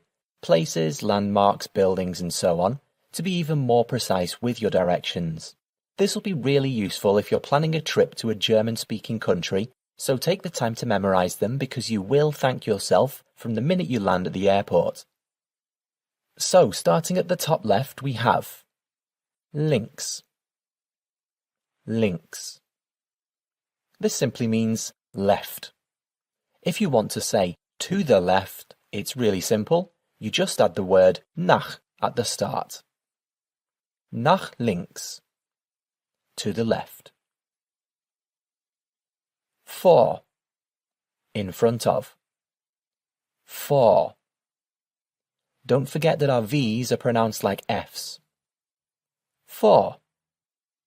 In front of. Rechts. This is the word for right. Rechts. Again, like with left, if you wanted to say to the right, it's really easy. Nach rechts. Hinter. Hinter. Behind. Our picture shows a man behind bars, but hopefully you won't have to use this exact example on your holiday. Hinter. And finally here, by. This means next to. By. Now a quick note here. These words are prepositions, and when we use them in German, some of the words following them may be modified ever so slightly. So if you see this happening, don't worry. Your eyes do not deceive you. For example, sometimes the word we use for the changes after a preposition. However, the noun itself won't change, and therefore you'll still be able to interpret the directions you're being given. And don't forget, if you're going to be visiting a German-speaking country, it's much more likely that you'll be asking for directions rather than giving directions to somebody. Therefore, you won't have to worry about remembering this rule and using it perfectly, so we'll just leave that for a later date. For now, just be aware that it can happen, learn the phrases within this lecture, and you'll be fine. So, like we just mentioned, it's much more likely that you'll need to know how to ask where something is on holiday rather than tell somebody else where it is. And on that note, here's a good selection of common places you might want to visit and how to ask for them. First, we have our main question, which you can use at the start of any question about the location of something or someone. It's nice and polite, so you can use it even with people you haven't met before. So our question starts with a nice long word, Entschuldigung. Entschuldigung. Remember to use the phonetic description underneath the phrase if that helps you. Entschuldigung. This means excuse me. Entschuldigung. So that's actually really helpful to know for all sorts of situations. In fact, any time you want to say excuse me. Definitely worth noting down. The second part of our sentence is Wo ist? Wo ist? And that's our German for where is. And so putting both parts together, Entschuldigung, wo ist? And then your place of choice. Now in the table here we have a selection of places, and I'm sure some of these will stand out as being important to you. So, again, note them down if you think it will help. So, starting from the top. Der Flughafen. Der Flughafen. The airport. Now, I know I've given you a lot of tricky rules and vocabulary to remember recently, so here's a nice little present for you. If you prefer, instead of saying Flughafen, you can just say der Airport. It's a perfectly acceptable word to use in German, and I'm sure that that's easier to remember than Flughafen. Der Airport. Der Bahnhof. The train station. Der Bahnhof. Der Supermarkt. Now, as with quite a few German words, this word itself looks almost identical to its English counterpart, but it sounds that bit more German than our version. Der Supermarkt. The supermarket. Die Kirche. The church. Germany has some incredible, beautiful churches, so even if you don't visit a church regularly, it's well worth knowing this word. Die Kirche. The church. Die Kirche. Now there are 3 words for bar or pub. You can use any, but just like in England at least, the different words mean slightly different places. If your main goal is to discover a new place to have a drink, then you'll get along fine by using any of the following words. Die Kneipe, das Lokal, or die Bar. Die Kneipe, das Lokal, die Bar. Just note that sometimes in German, Bar can mean cafe. However, if you ask somebody where die Bar is at 10 p.m, I'm sure they'll realise that you don't want to go to a cafe. Das Tabakgeschäft. Das Tabakgeschäft. Now this is quite a long word, not the longest we'll come across in the whole course, but quite long all the same. In German, there's a practice of combining 2 or 3 words into one long word called a compound word, which is why you might see some very long words from time to time. When you break them down, however, you can see the individual words hiding within them, and they become easier to translate. In this case, Tabakgeschäft is made up of 2 words. Tabak, which means tobacco, and Geschäft, which means shop. So, the 2 words combine to make their own word for, yes, tobacco shop.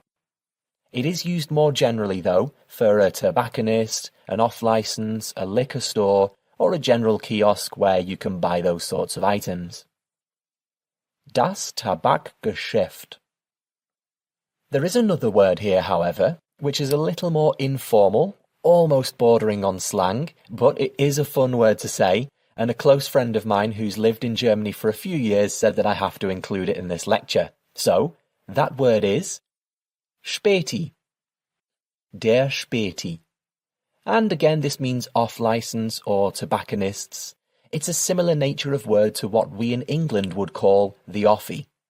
And in case you're wondering where the German word comes from, the word for late in German is spät, and because a lot of types of those shops are open late, that's why it's called der Späti. And finally, die Toilette. The toilets. Die Toilette. Now, just like in English, we have to change another part of the sentence here because toilets are plural. And in English, we wouldn't say, where is the toilets? We would say, where are the toilets? So in German, we have to make the same change to show we're talking about a plural. So instead of saying, wo ist die Toilette, which is incorrect, we would say, wo sind die Toilette, which is German for where are the toilets. Entschuldigung, wo sind die Toilette? Quite a useful one to know, I'm sure you'll agree. So if you're looking to get to or around town, then it would be useful to know the words for town and city themselves. So the word for town or a city is eine Stadt. Eine Stadt. This is a feminine word, which is why the word for a in this context is eine. Next, the word for a village or a small town. Ein Dorf. Ein Dorf, a village or a small town. This is a neutral gendered word, which is why the word for a in this context is ein. Again, like we said at the start of this course, which words take which gender is just something that you'll get to know with time and practice.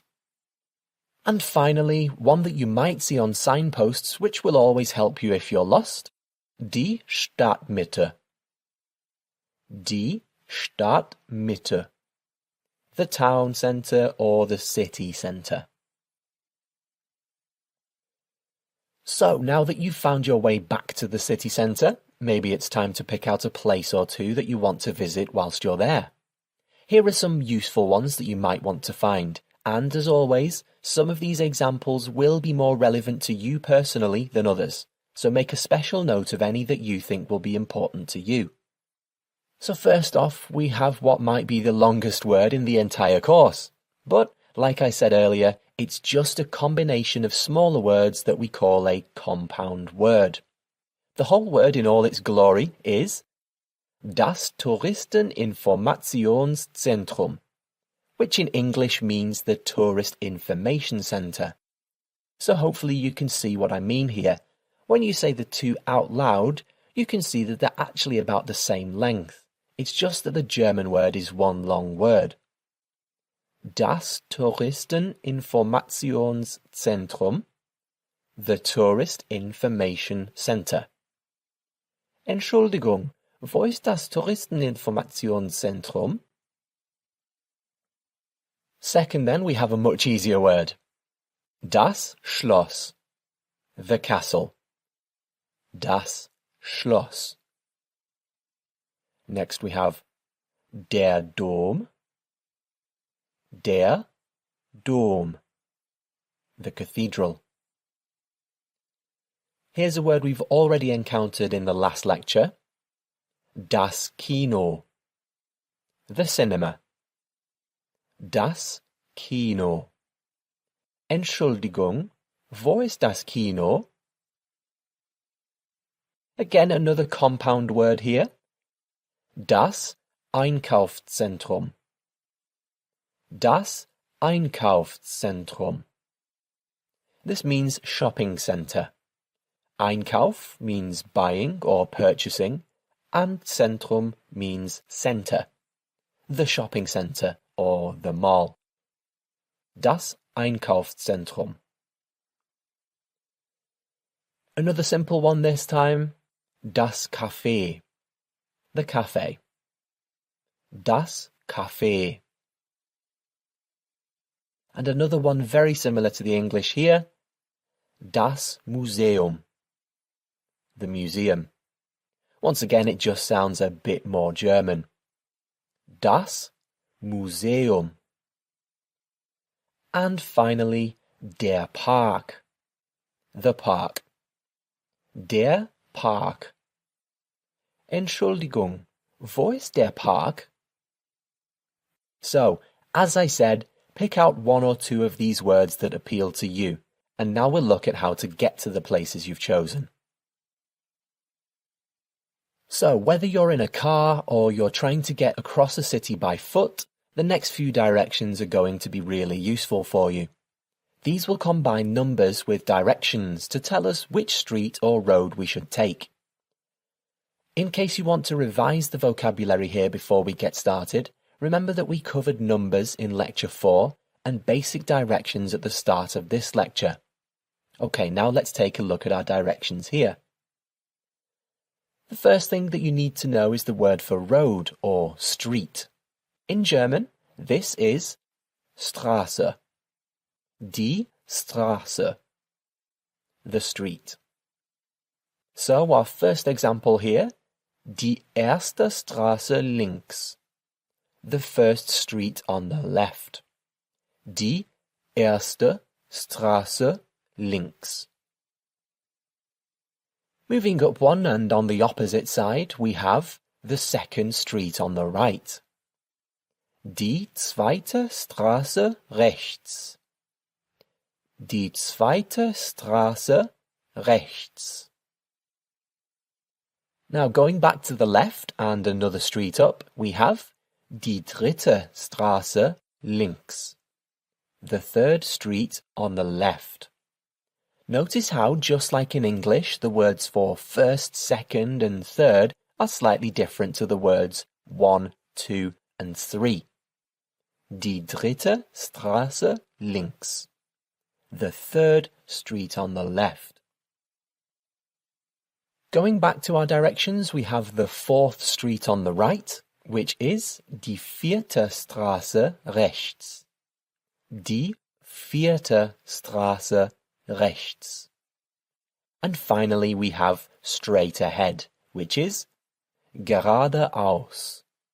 If you hear somebody say, gehen Sie geradeaus, they are telling you to go straight ahead and using the polite form of you. Gehen Sie geradeaus.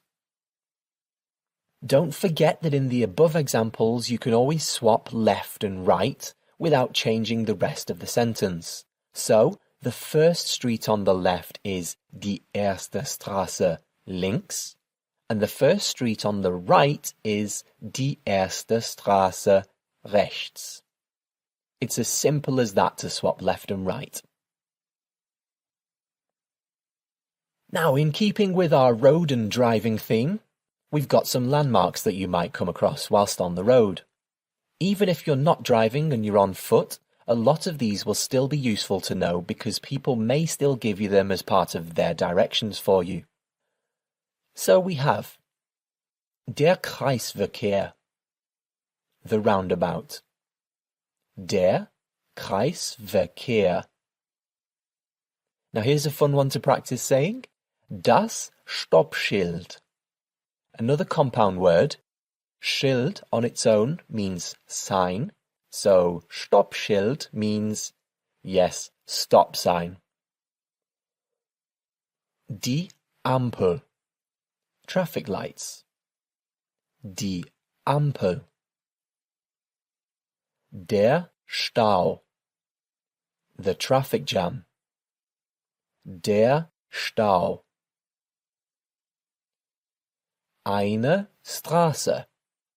We've encountered this one plenty of times already. Eine Straße or die Straße. A road or the road. Der Fußweg or der Bürgersteig. The footpath, the pavement, the sidewalk. Just like in English, there are a couple of words for it in German. Der Fußweg, der Bürgersteig. Die Autobahn. Die Autobahn. The motorway or the freeway. And finally, another compound word that looks difficult until it's broken down. Der Fußgängerübergang. The closest translation for the German word is pedestrian crossing, and those are the words that we can break it down into. Fußgänger, pedestrian. Übergang, crossing. Fußgängerübergang, pedestrian crossing. Pay attention to the umlauts in this word because, as we've already said, pronouncing the word without them is basically like saying the word incorrectly. So one more time. Fußgängerübergang. Fußgängerübergang. So the final part of this lecture is to put it all together and see what we've learned.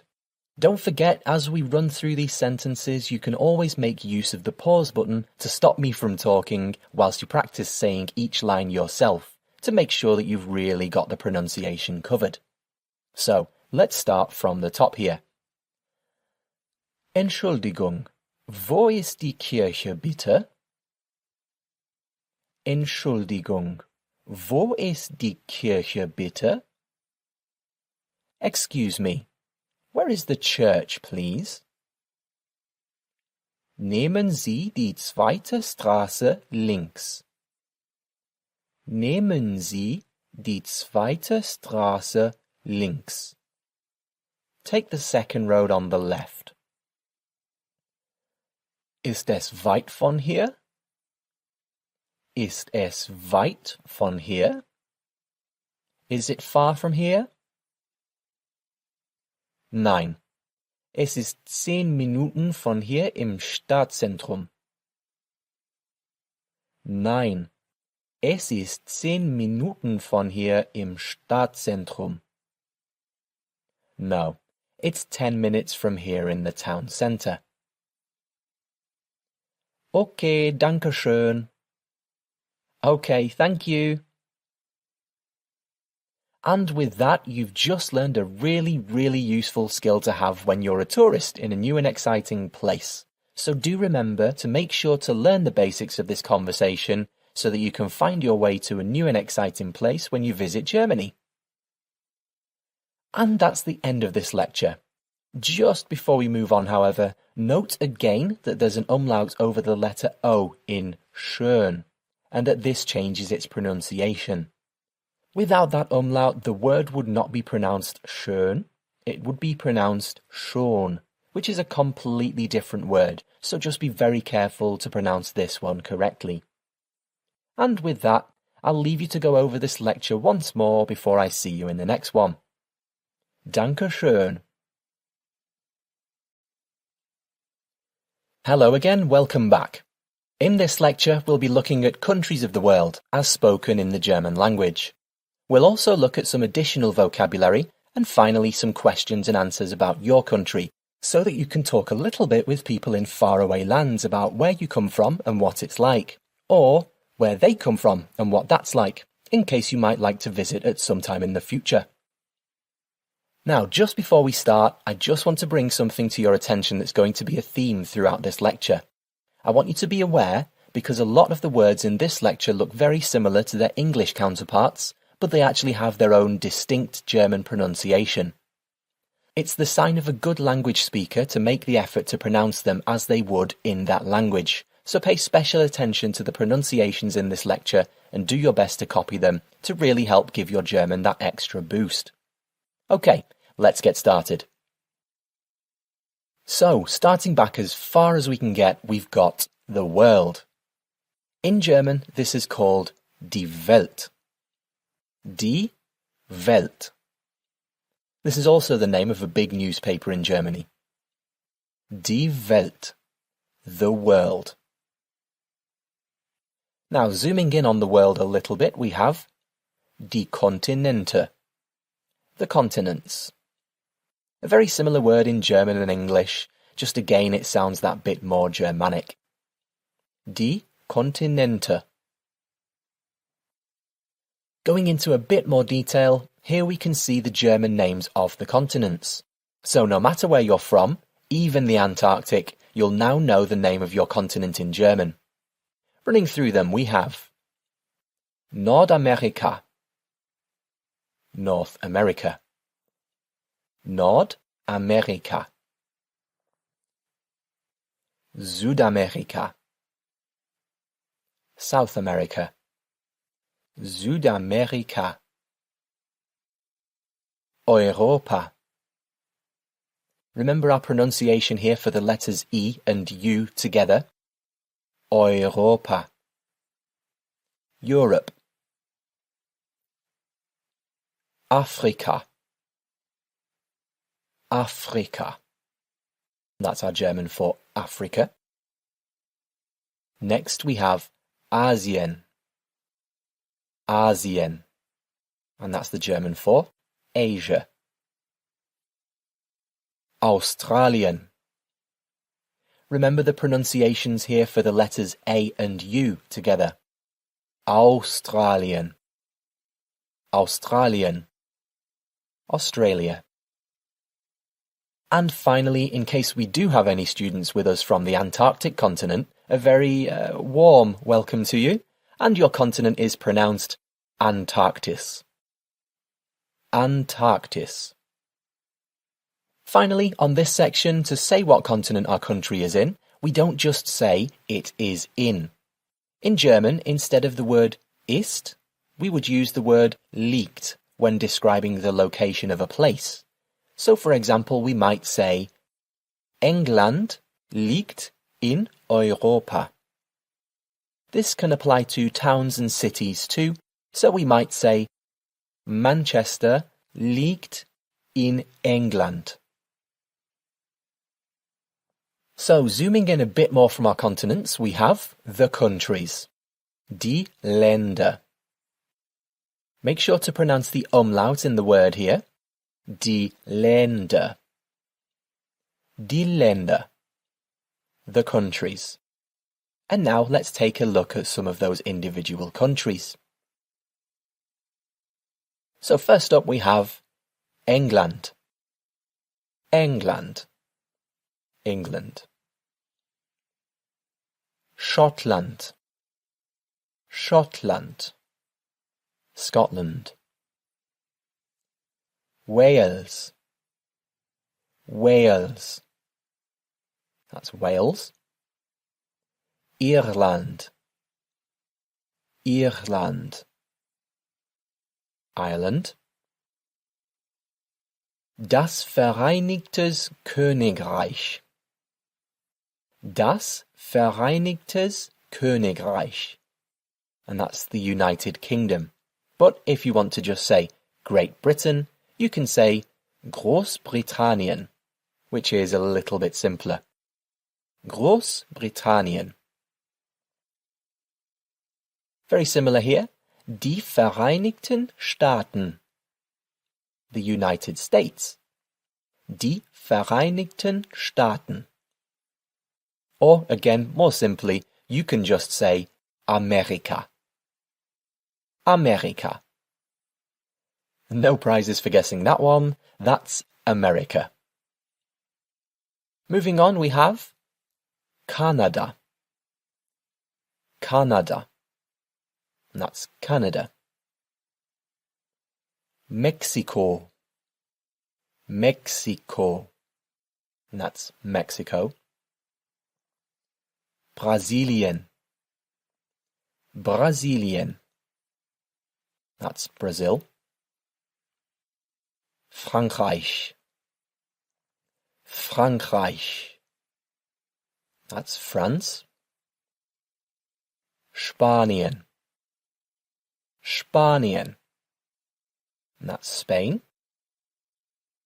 Deutschland. Deutschland. Germany. Italien. Italien. That's Italy. Russland. Russland. That's Russia. Die Schweiz. Die Schweiz. That's Switzerland. Griechenland. Now remember our rule for the letters I and E together and how we pronounce them. Here we have Greece, which is Griechenland. Österreich. Österreich. Remember again that there's an umlaut here and how that changes the pronunciation. Österreich. Austria. Portugal. Portugal. Portugal. Australien. Again, this one is the same for the country and the continent of Australia. Australien. Neuseeland. Neuseeland. That's New Zealand. Now this is China, and this actually has two different variations on the way to pronounce it. You can say China, China, or you can say China, China, and that's China. And finally here, Japan, Japan, and that's Japan. So finally, let's learn a couple of things to say about your country, so that you can describe it to people that you meet on your travels, or they can describe their country to you, which might give you inspiration about where to travel next. So to ask where somebody is from, we would say, Woher kommst du? This uses a verb we've encountered before, kommen, but we modify it according to the you subject. So whereas mostly so far we've said, Ich komme, I come, now we're saying, Du kommst, you come. However, because it's a question, we just change the words around slightly and say, Woher kommst du? Where do you come from? Woher kommst du? To reply, you would say, Ich komme aus. Ich komme aus. I come from. So here we put the name of a country on the end. Ich komme aus England. I come from England. Now, a nice way to describe your country to someone is to tell them whether it's big or small. Remember, the word for countries is Länder. That's the plural form of the word. And the singular, one country, is just Land. Land. No umlaut here, so notice how the pronunciation changes. Land. Mein Land ist. My country is. And then after that we have our words for big and small. Groß and klein. Mein Land ist groß. My country is big. Or you can say, Mein Land ist klein. My country is small. Next we have ein europäisches Land. A European country. Remember the umlaut over the letter A? Europäisches. So, borrowing some vocabulary from the example above, you could say, Mein Land ist ein europäisches Land.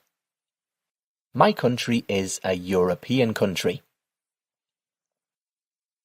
And finally, if your country is not in Europe, you might say, Ein Land außerhalb von Europa. Ein Land außerhalb von Europa. A country outside of Europe.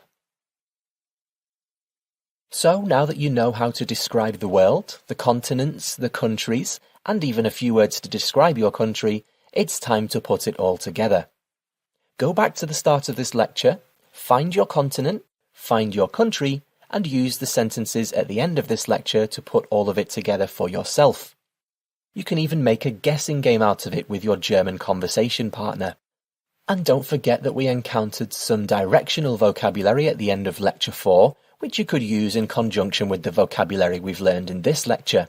So, I might say something like this. Mein Land ist klein. Mein Land liegt in Europa. Es ist ein europäisches Land. Und mein Land ist in der Nähe von Deutschland. Ja, ich komme aus England. But you knew that already, didn't you? Now it's time for you to do the same. And if you come from England, then you can't copy me. Choose another country from the list we've gone through and use your new vocabulary to describe it. Have fun with this. Try and come up with some sentences, and when you're happy with describing countries, I'll see you in the next lecture. Hello, welcome once more. Today we're going to be looking at a guide to public transport. How to say the names of different types of transport in German, and how to tell the times so that you can read timetables. These will be especially useful if you're planning a trip to a German-speaking country, because you'll no doubt have a very busy schedule packed with all sorts of exciting things, and you're going to need to know what time you need to be where and how you're going to get there. So let's start by looking at common types of transport. So first up, we have a few different ways of getting from place to place. And let's start here with a nice easy one. Der Bus. The bus. Der Bus. Remember that all nouns have their own specific gender, and this one is masculine, hence der Bus. Der Zug. Der Zug. This is our word for train. Don't forget now that Zs in German are pronounced with a T sound at the start. Zug. And you can also say die Bahn. Die Bahn. And both mean train. Der Zug, die Bahn. Das Boot. This does look like an English word, boot, but it's definitely not pronounced the same. Das Boot. The boat. Die U-Bahn. The subway, or the underground if you live in London. Die U-Bahn. Subway, underground. Die Straßenbahn. The tram, the metro, or the streetcar. Another compound word here, but when we break it into its two parts it makes sense. Straßen, meaning street, and Bahn, meaning train. So literally it's a street train. Or when we put that into English, a tram. Die Straßenbahn. And finally, if you prefer something a little more personal, you might want to ride a Motorrad. Das Motorrad. The motorbike. Okay, let's look at just a few more common types of transport. From the top here we have das Auto. Das Auto. The car. Don't forget our rule here for pronouncing the letters A and U together. Das Auto. Next we have das Taxi. Das Taxi. The taxi. Next, das Fahrrad. Das Fahrrad. The bicycle. Or if you just want to shorten it to the bike, you can simply say das Rad. Das Rad. The bike. If you're travelling by air rather than land, you will probably have to use das Flugzeug. Das Flugzeug.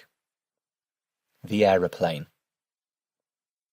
If you're taking things a little more simply, you might be going zu Fuß. Zu Fuß. And that's our German phrase for by foot. So now that you know how you're getting to your destination, let's look at when you're getting there and, more importantly, what time you'll have to set off so that you don't miss the fun. You might use a timetable, which in German is der Fahrplan. Der Fahrplan. The timetable. And let's look at some days of the week that your journey might start or end on. Remember, these days will come in useful in all sorts of ways, not just for planning a journey.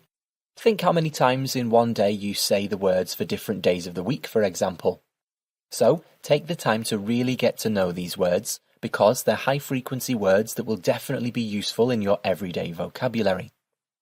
So from the top we have Montag. Montag. Monday.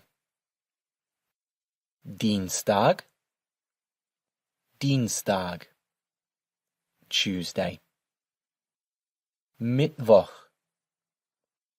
Mittwoch. Wednesday. Notice again, just as always, the CH sound here is a more throaty sound in German, and as always, the W is pronounced like a V.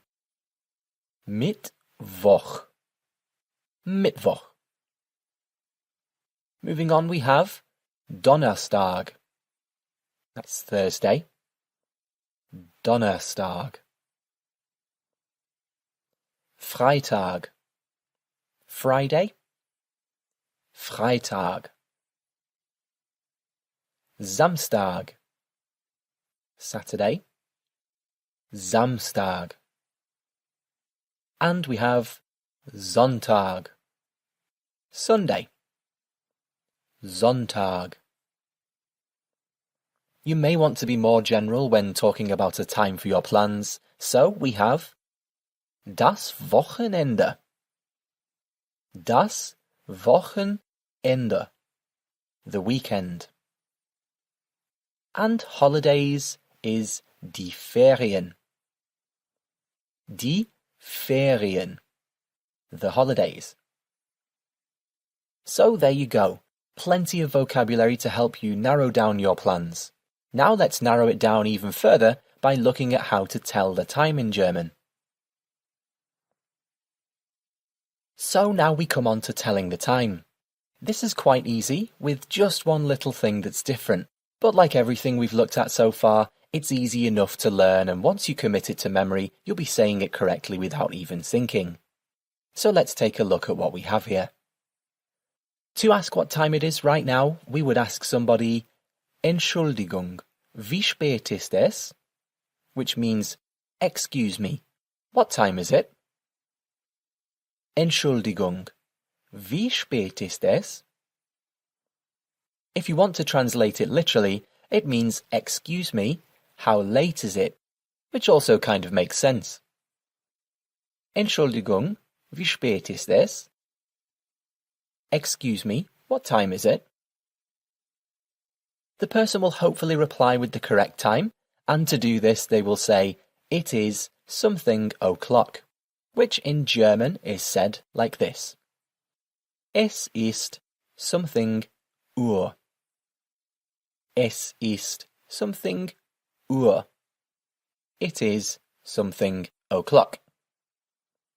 So to use that sentence properly, we need to know some times, and on that note, here are some examples.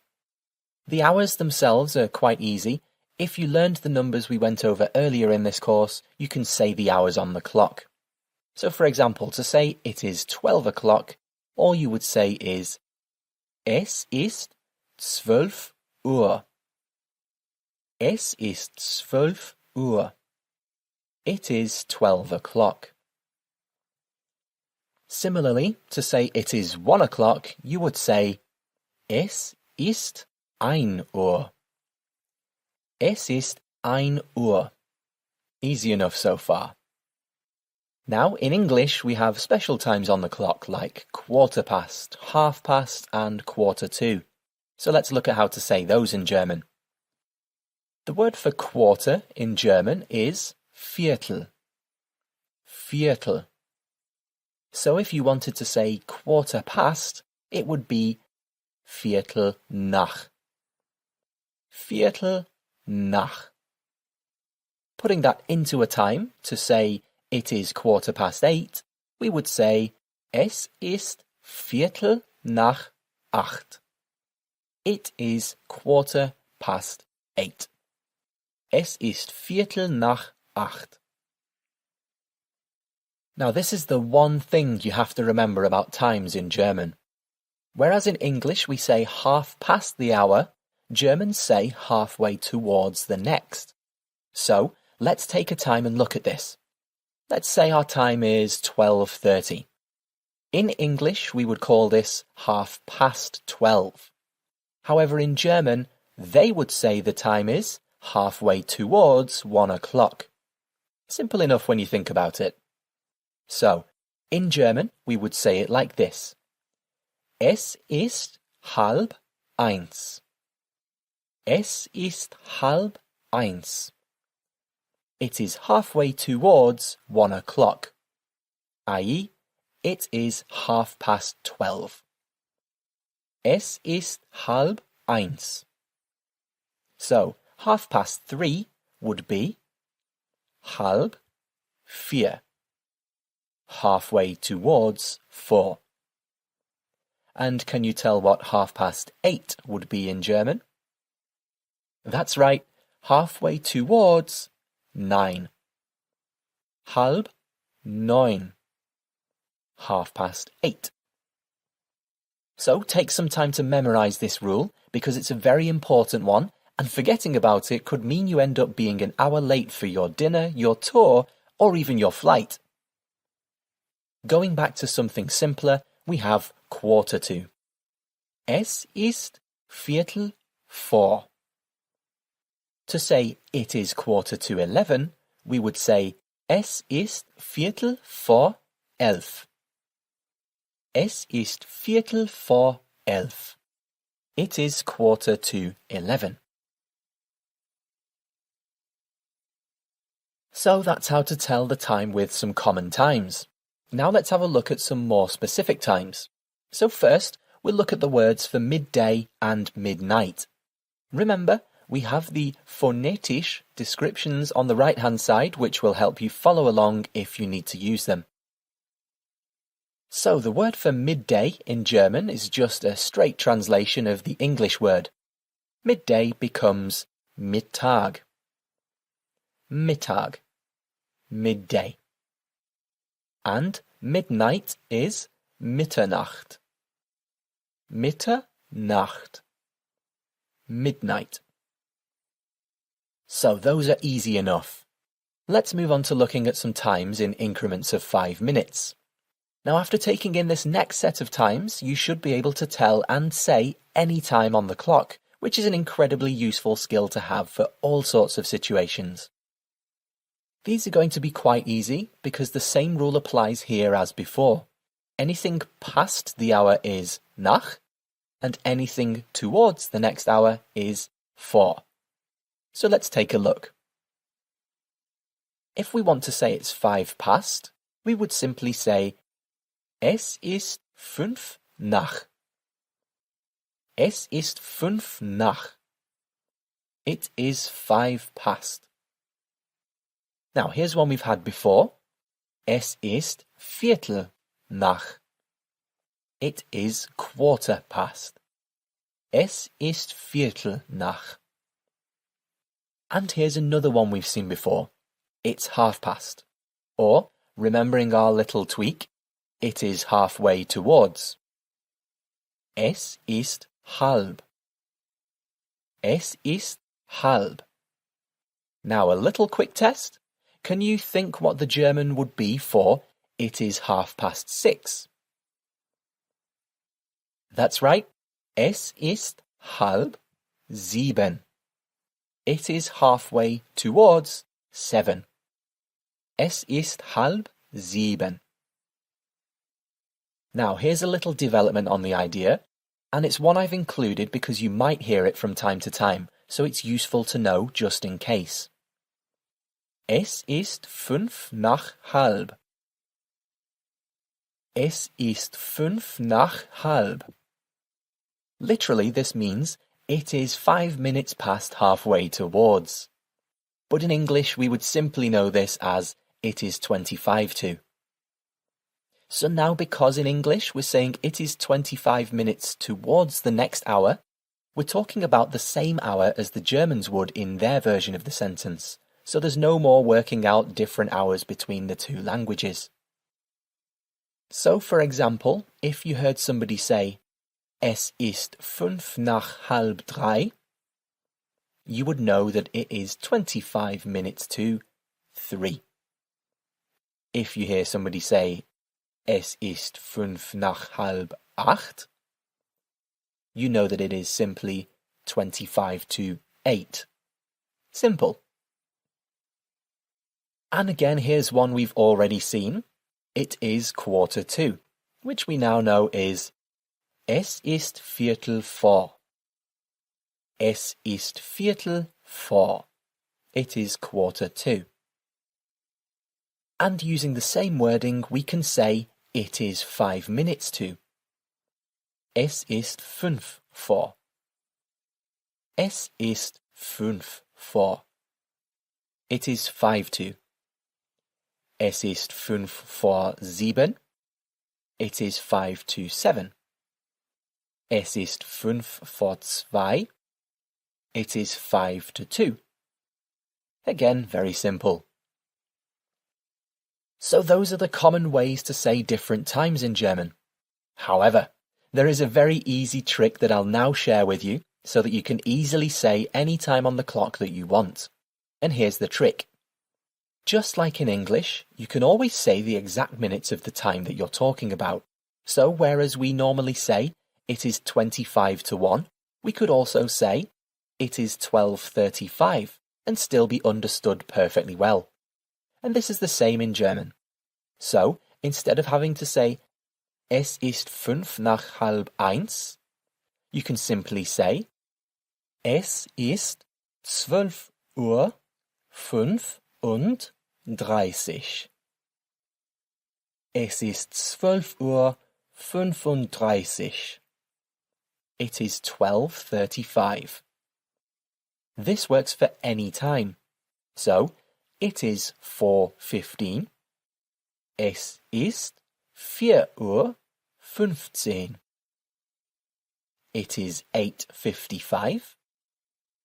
Es ist 8:55. Therefore, if you know your numbers from 1 to 59, you can say any time on the clock. I know, I could have told you that right at the start of this section, but then you wouldn't have learned all the important parts first. This way you have a much better understanding of the time, and chances are that when you're asking a stranger for the time, they won't know that you can only speak in exact minutes. So it's very much worth learning and repeating the words for half past, quarter to, midday, and so on, so that your knowledge of the language is more well-rounded and conversational. But at least this way, if you're ever stuck for how to say a time, now you have a quick way of remembering how to say it. So, moving on, we have specific times of the day. We've already seen two of these, Mittag for midday and Mitternacht for midnight. And now let's look at some more. So, starting at the earliest part of the day, we have der Morgen. Der Morgen. The morning. Then we would have midday, which we already know is Mittag. Then we have the time that comes after midday, which is incidentally how the German people say their word for afternoon. Der Nachmittag. Der Nachmittag. The afternoon. Then we have the evening, which is der Abend. Der Abend. The evening. Then we move into the night time, which is die Nacht. Die Nacht. And finally, as you already know, we have midnight, which is die Mitternacht. So a nice, easy set of words that you can include in your conversations to explain which time of day you mean or when specifically you're going to meet someone. So if you want to meet your friends at 9 o'clock, you might want to explain that you mean 9 in the morning or 9 in the evening. So you could say 9 Uhr morgens, which is 9 in the morning. 9 Uhr morgens. Or you could say 9 Uhr abends, which is 9 in the evening. 9 Uhr abends. It's really useful to explain what time of day or night you mean. So, putting all this together, we have a few examples here of how you might use some of the new words and phrases we've learned in this lecture and put them into useful questions. So let's go from the top here. Wann kommt der nächste Bus an? Wann kommt der nächste Bus an? What time does the next bus arrive? Or simply, when does the next bus arrive? Wann kommt der nächste Zug an? Wann kommt der nächste Zug an? What time does the next train arrive? Now for this next one, remember that bus and Zug are both masculine nouns, and U-Bahn is a feminine noun, so we modify our word for the to reflect that.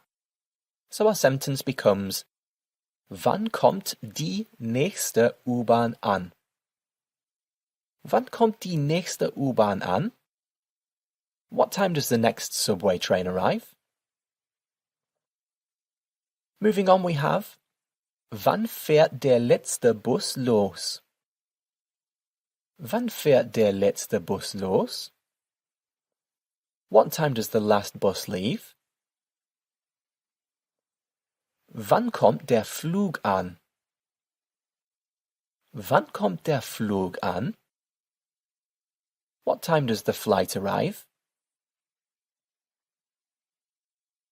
Es ist 30 Minuten zu Fuß. Es ist 30 Minuten zu Fuß. It is a 30-minute walk. Or more simply, it is 30 minutes by foot. Einmal nach, bitte. A ticket to, please. Or you can say einmal nach, hin und zurück bitte, which is a return ticket to, please. So you might want a single ticket to Berlin, in which case you would say einmal nach Berlin bitte. Einmal nach Berlin bitte. If you wanted a return ticket, you would say einmal nach Berlin hin und zurück bitte. Einmal nach Berlin hin und zurück bitte. It roughly translates to one to Berlin, there and back please. Einmal nach Berlin, hin und zurück bitte. A return ticket to Berlin please. And there you have it. Plenty of new vocabulary in this lecture, and all of it is really useful when travelling around a new country and planning lots of new and exciting experiences. So take the time to go over the lecture again, make some notes especially on common ways to say the time and types of transport you might want to use, and when you're happy with your transports and your timings, I'll see you in the next lecture. Hello again and welcome back. This time we're going to be looking at one of the most important topics we'll cover in the whole course. Meeting up with your friends, socialising with new people, and planning fun things for you all to do together. As you'll see, this lecture is going to be quite wordy, and it will introduce a lot of new vocabulary, the future tense, and the difference between subjects. But I want you to stay encouraged by knowing that as you go through this lecture, you're learning one of the most important parts of the course, and it's going to result in all of the most fun parts of your holiday, so it's well worth sticking with this lecture. Take breaks partway through if you need, and make sure to take notes on the parts that you find most useful. Now let's get started. First off, let's start with the words we will use for friends. One friend is ein Freund, for a male friend, or eine Freundin, for a female friend. Ein Freund, eine Freundin.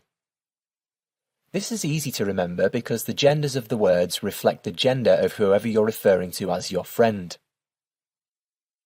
Two friends means that the word changes into its plural form, so it becomes Freunde. Freunde. Two friends would be zwei Freunde. Three friends would be drei Freunde, and so on.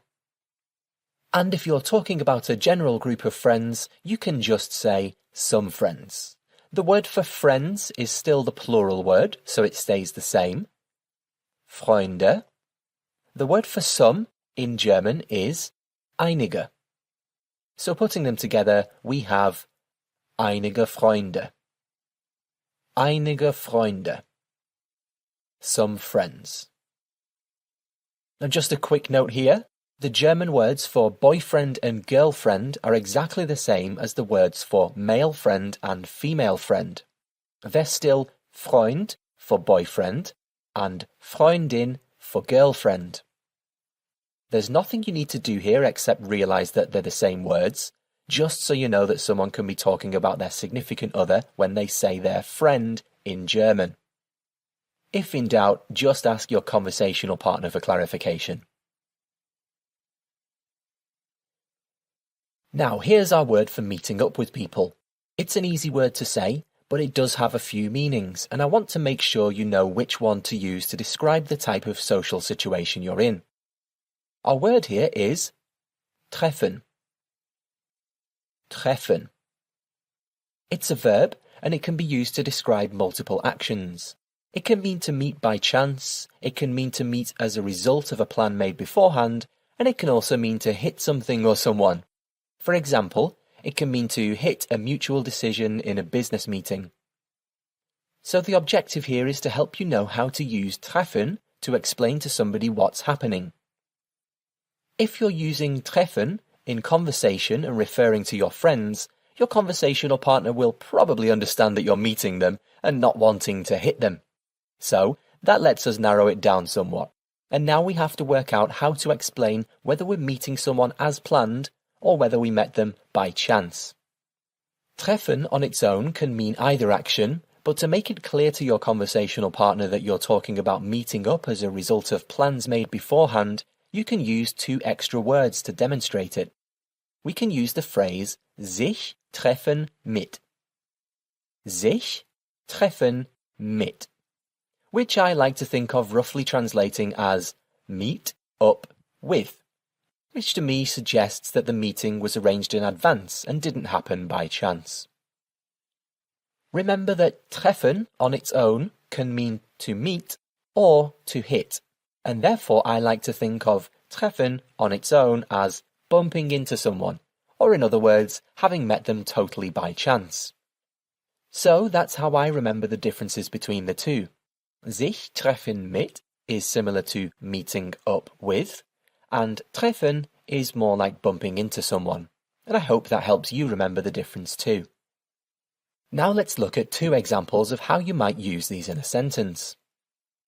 Ich treffe meinen Freund in der Kneipe. Ich treffe meinen Freund in der Kneipe. I meet my friend in the pub. It most likely means that you met them by chance here.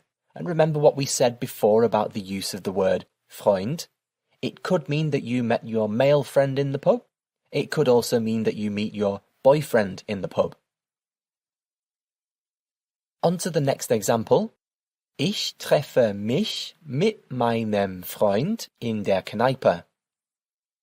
Ich treffe mich mit meinem Freund in der Kneipe. I meet up with my friend in the pub.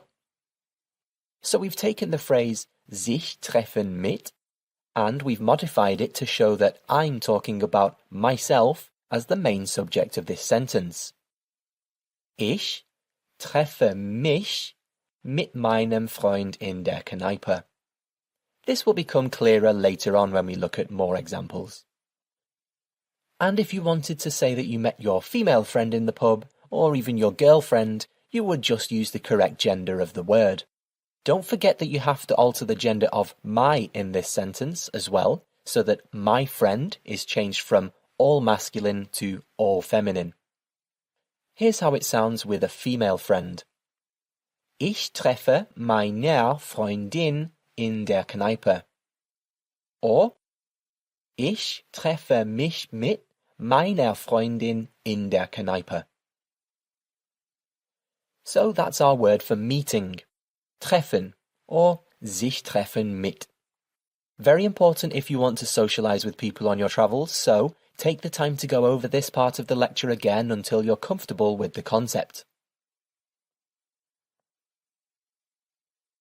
So we've met up with our friends, and now we're going to pick an activity to do with them, or we might be telling them about what we did yesterday or last weekend. So let's take a look at some common activities. Einen trinken gehen. Einen trinken gehen. To go for a drink, or to go for some drinks.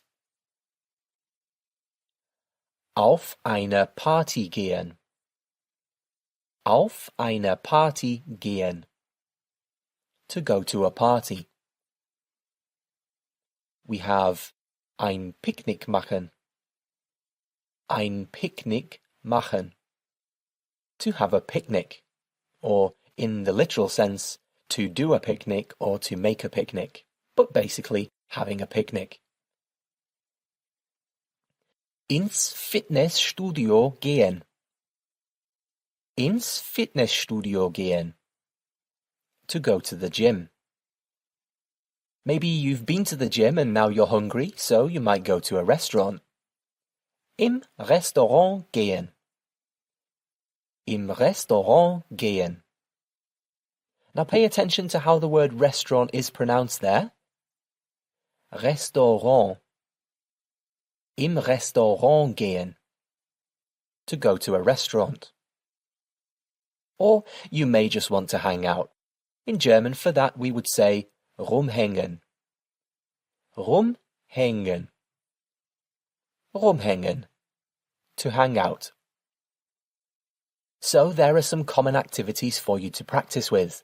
Now let's look at an example sentence to put them into so you get a feel for how they sound when it all comes together. So here's what our sentence is going to be. Tomorrow I am going to do an activity with my friends. Now this is the first time we're going to be using the future tense to describe something that's happening in the future, but if you follow along then you'll do just fine. In German, the additional parts of this sentence are Morgen werde ich, which is tomorrow I'm going to, and then mit meinen Freunden, which is with my friends. You might remember the word morgen from the last lecture when we said it was the word for morning. Yes, it is, but it's also the word for tomorrow, which is the context we're using it in here. You also might notice the word Freunden now has a letter N at the end. Again, this is because of some grammar that involves the use of the word with, which we will cover in a later lesson. For now, just know that the correct way to say with my friends is mit meinen Freunden.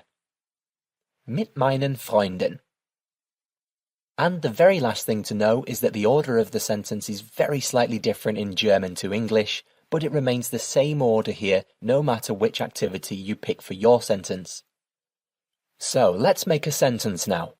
If I was in Germany, I would want to try some of the local food, so I'm going to choose im Restaurant gehen for my sentence. So my sentence would be Morgen werde ich mit meinen Freunden im Restaurant gehen. Morgen werde ich mit meinen Freunden im Restaurant gehen. Not too bad. Now it's your turn. Pause this lecture, pick one of the activities above, and practice this example sentence so that you get a feel for it. When you're ready, restart the lecture and we'll move on. So now we'll look at how to organise a meetup. Remember, all of the following examples that use the word do are the less formal way of wording these sentences, but I'm assuming you're making plans with someone you know already, and someone who you're friends with, and in that instance, the informal subject is fine to use. So from the top, and remember, we have the phonetisch column on the right to help you follow the pronunciation here. Bist du morgen Nachmittag frei? Bist du morgen Nachmittag frei? Are you free tomorrow afternoon? Remember that morgen means morning and tomorrow. In this example, it means tomorrow. Hast du heute Abend schon etwas vor? Hast du heute Abend schon etwas vor? Have you got anything planned for tonight? Or have you already made plans for this evening?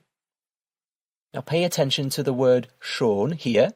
Notice that it doesn't have an umlaut in this case, whereas you may remember seeing the same word previously with an umlaut. This is because they're two completely different words, and it's important to remember which one has an umlaut and therefore how to pronounce the umlaut correctly. So, with the umlaut, the word is pronounced schön, which means beautiful, and without the umlaut, that word is pronounced schon, which means already. So in our sentence, when we're saying, have you already got plans for tonight? The word we will use is schon without the umlaut. Hast du heute Abend schon etwas vor? Have you already got plans for tonight? Moving on, we have Willst du heute Morgen irgendwo ausgehen? Willst du heute Morgen irgendwo ausgehen? Do you want to go out somewhere this morning? Remember here that morgen can mean morning or tomorrow, and in this example it means this morning. Willst du heute Morgen irgendwo ausgehen? Wie viel Uhr willst du dich treffen? What time do you want to meet up? This uses our sich treffen mit phrase from earlier in the lecture, but because we're asking what time you want to meet, we modify the sich to reflect the you subject. And just like in the English translation, we aren't using the word with, so we don't use the German word mit. So, putting that sentence back together, wie viel Uhr willst du dich treffen? What time do you want to meet up? Wie viel Uhr willst du dich treffen? Wo willst du dich treffen? Where do you want to meet up? Wo willst du dich treffen? Sollten wir uns 10 Uhr ins Kino treffen? Sollten wir uns 10 Uhr ins Kino treffen? Shall we meet at 10 o'clock at the cinema? Now again, we're using sich treffen, but this time we're using it to describe where we're meeting. Therefore, we modify the word sich accordingly to describe our group of people, which in German means it becomes uns. Sollten wir uns 10 Uhr ins Kino treffen? Shall we meet at the cinema at 10 o'clock? Sollten wir uns 10 Uhr ins Kino treffen? Don't forget, it's really useful to know these phrases because not only might you need to use them to invite your new friends somewhere, but you might also be invited to something by your friends, and I certainly wouldn't want to miss out on anything whilst on holiday.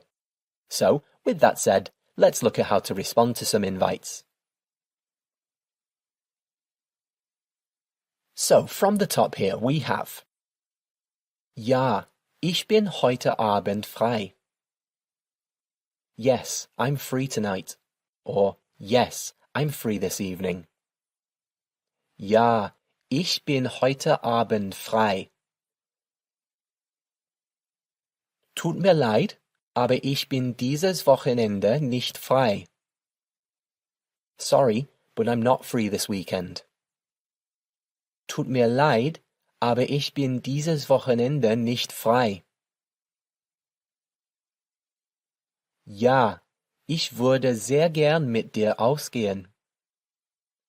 Yes, I would really like to go out with you. Ja, ich würde sehr gern mit dir ausgehen. There's our word, gern, from the hobbies lecture again. Ja, ich würde sehr gern mit dir ausgehen. Ich kann nicht in einen Club gehen, weil ich nicht volljährig bin. I can't go to a club because I'm not old enough. Ich kann nicht in einen Club gehen, weil ich nicht volljährig bin. Ja, ich würde gern morgen früh ausgehen. Yes, I'd like to go out tomorrow morning. Ja, ich würde gern morgen früh ausgehen. Now, remember how in German, tomorrow and morning are both morgen? Well, to say tomorrow morning, you say morgen früh. Morgen früh, which literally means tomorrow early, but in this case means tomorrow morning. 9. Ich will heute Abend nicht ausgehen. Ich bin müde. No, I don't want to go out tonight. I'm tired. Nein, ich will heute Abend nicht ausgehen. Ich bin müde. Or if you want to use the word for because in this sentence, like we did in our hobbies lecture, just remember that it shifts that verb from the second part of the sentence to the end of that part. So, it would be instead, Nein, ich will heute Abend nicht ausgehen, weil ich müde bin. And there you have it. Plenty of activities, ways of describing friends, organising meetups, and responding to invites. So as I said at the start of this lecture, it's probably one of the most language-heavy ones in the series. However, it's well worth getting to know these phrases and words because they'll form a key part of your adventures in your German-speaking country. So to finish, I'll share with you my plans for this evening after I've recorded this lecture. See if you can work out what I'm doing, with whom, and when I plan to do it. Ready? Heute Abend werde ich mit meinen Freunden einen trinken gehen. Heute Abend werde ich mit meinen Freunden einen trinken gehen. And when you've got the answer, I'll see you in the next lecture. Hello, welcome back to another lecture. In this lecture, we'll be looking at food, drinks, and reservations. One of the best things about going to a new country is being able to try all the new foods and drinks on offer, and this lecture is going to help you take full advantage of that. So, make sure you take plenty of notes. And if you aren't the type of person that enjoys trying different foods or drinks and you have a very specific selection of dishes that you're comfortable with, then you're going to need to know how to order them, so you'd better take notes too. So here's some basic vocabulary based around eating out. Starting from the top, we have das Café. Das Café. The cafe. Ich habe Hunger. I'm hungry. In German, we literally say, I have hunger, but we would translate it as I'm hungry. Ich habe Hunger. Die Speisekarte. Die Speisekarte. The menu. Das Tagesessen. Das Tagesessen. The dish of the day. As we already know by now, German is quite a logical language, and this compound word roughly translates to the day's food. In English, we would simply call it the dish of the day. Das Tagesessen. Ein heißes Gericht. Ein heißes Gericht. A hot dish.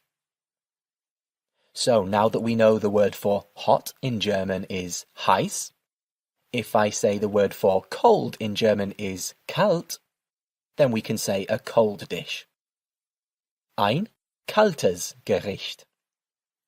Ein kaltes Gericht. A cold dish. So there we have some vocabulary for starters. No pun intended. And now let's have a look at how to order some food. Here are a few different phrases to help you order the food that's caught your eye from the menu. It's always good to have a range of vocabulary, even if it's just so you know what they all mean. So, going from the top. Ich möchte. Ich möchte. I would like. Remember how umlauts change our vowels, so here we say ich möchte. Ich hätte gern. Ich hätte gern. I'd like to have. Ich nehme. Ich nehme. I'll have or I'll take. Eine Vorspeise. Eine Vorspeise. a starter. Die Hauptspeise. Die Hauptspeise. Or you can say das Hauptgericht. Das Hauptgericht. Both mean the same thing. They both mean main course. Just bear in mind that they have different genders and so start with different forms of the word the. Die Hauptspeise, das Hauptgericht. And finally, der Nachtisch. A dessert. Der Nachtisch. So now you know which courses you're interested in ordering. You might notice that there's some cutlery missing from your table. Or you might be at a friend's house and they might ask you to bring some crockery over to the table whilst they're cooking for you. So here's some common vocabulary we might use in those situations. Ein Teller. Ein Teller. A plate. Eine Schüssel. A bowl. Remember, this word has an umlaut again. Eine Schüssel. Ein Glas. A glass. Ein Glas. Eine Tasse. A cup or a mug. Eine Tasse. Eine Gabel. Eine Gabel. A fork. Ein Messer. That's a knife. Ein Messer. Ein Löffel. Ein Löffel. A tablespoon. And ein Teelöffel. Exactly the same addition as in English here to say a teaspoon. Ein Teelöffel.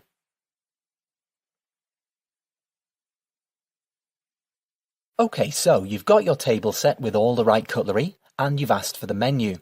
Now you might want to know what's actually on the menu, so you know what's going to turn up in front of you if you order it.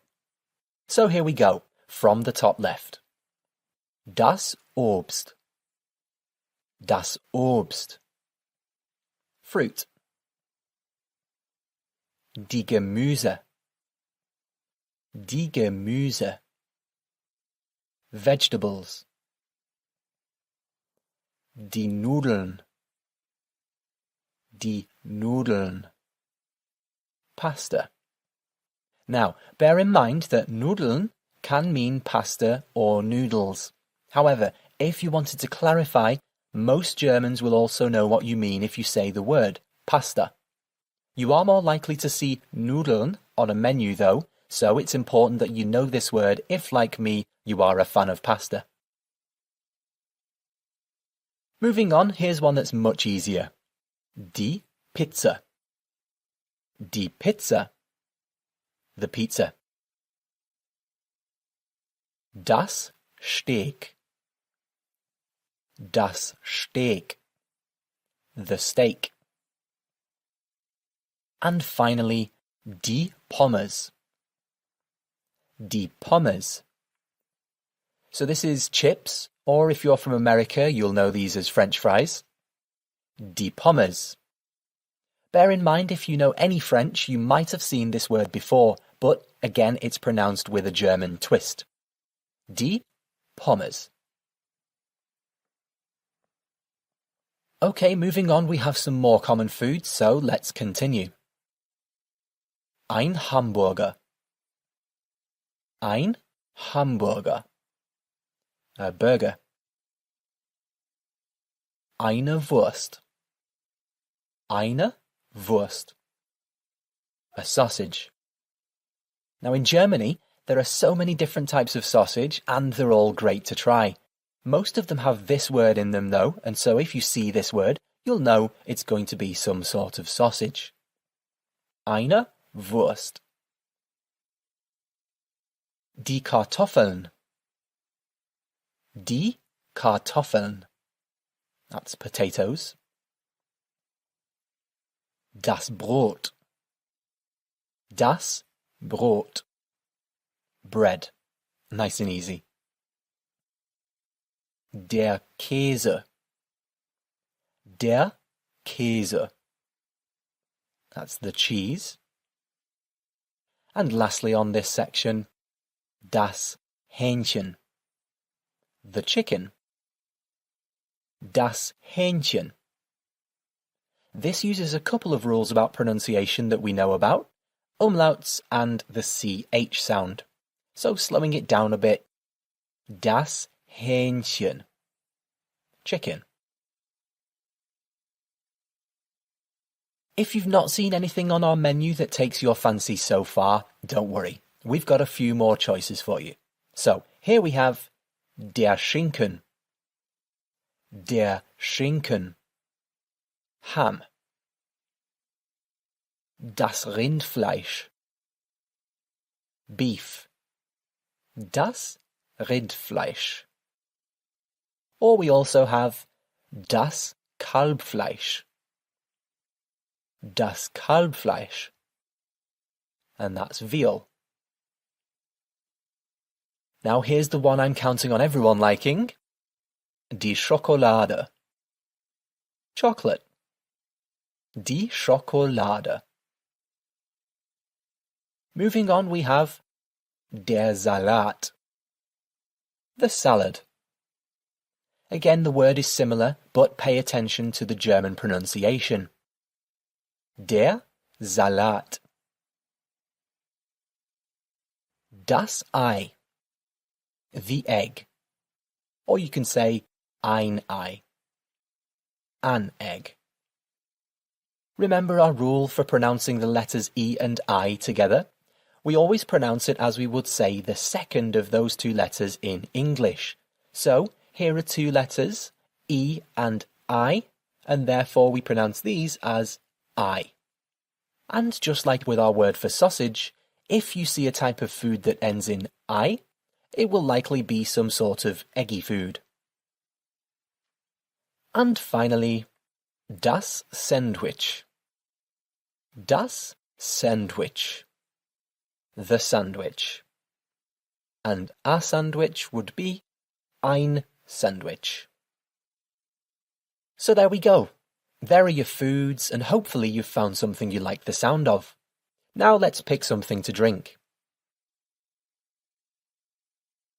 You may already know that Germany is known for its incredible beers, but there are plenty of other alcoholic drinks to choose from. Here are some of the most common ones. Ein Bier. A beer. Ein Bier. Ein Glas Wein. A glass of wine.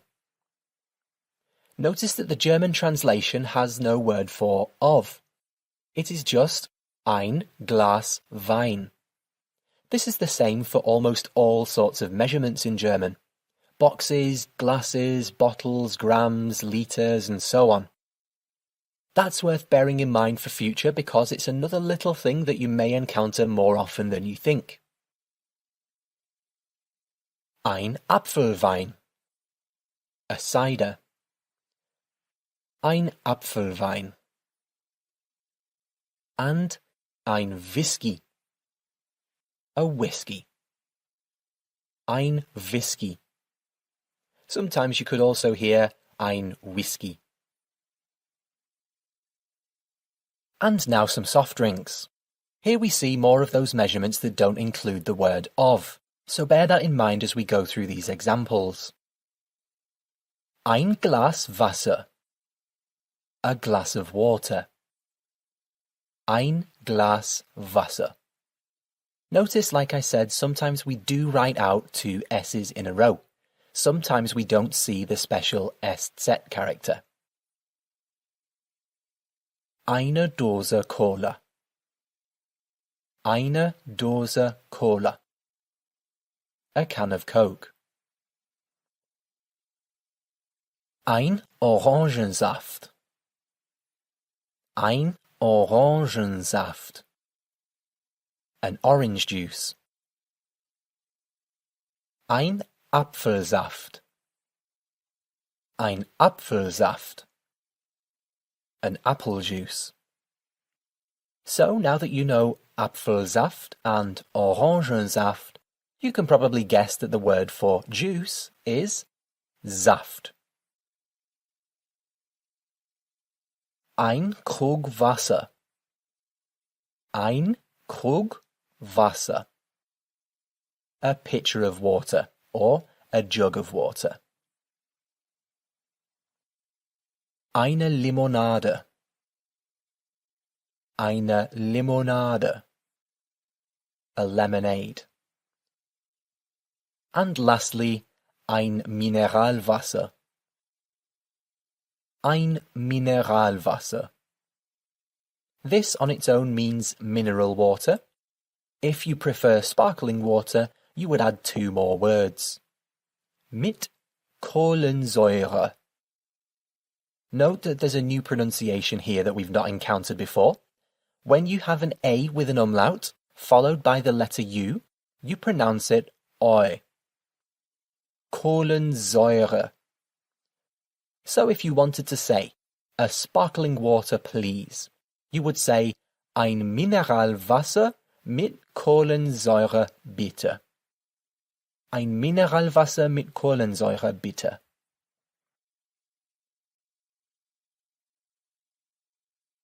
So now we've had our food and drink, it's time to finish up at the cafe or the restaurant by asking for the bill and paying for your meal. So to ask for the bill or the check, we say die Rechnung bitte. Die Rechnung bitte. The bill, please. If you need to ask somebody what something costs, or how much your share of the bill is, or to find out how much you owe at the end of the meal, you can ask, Wie viel ist das? Which means, how much is it? Or you can say, Wie viel ist das?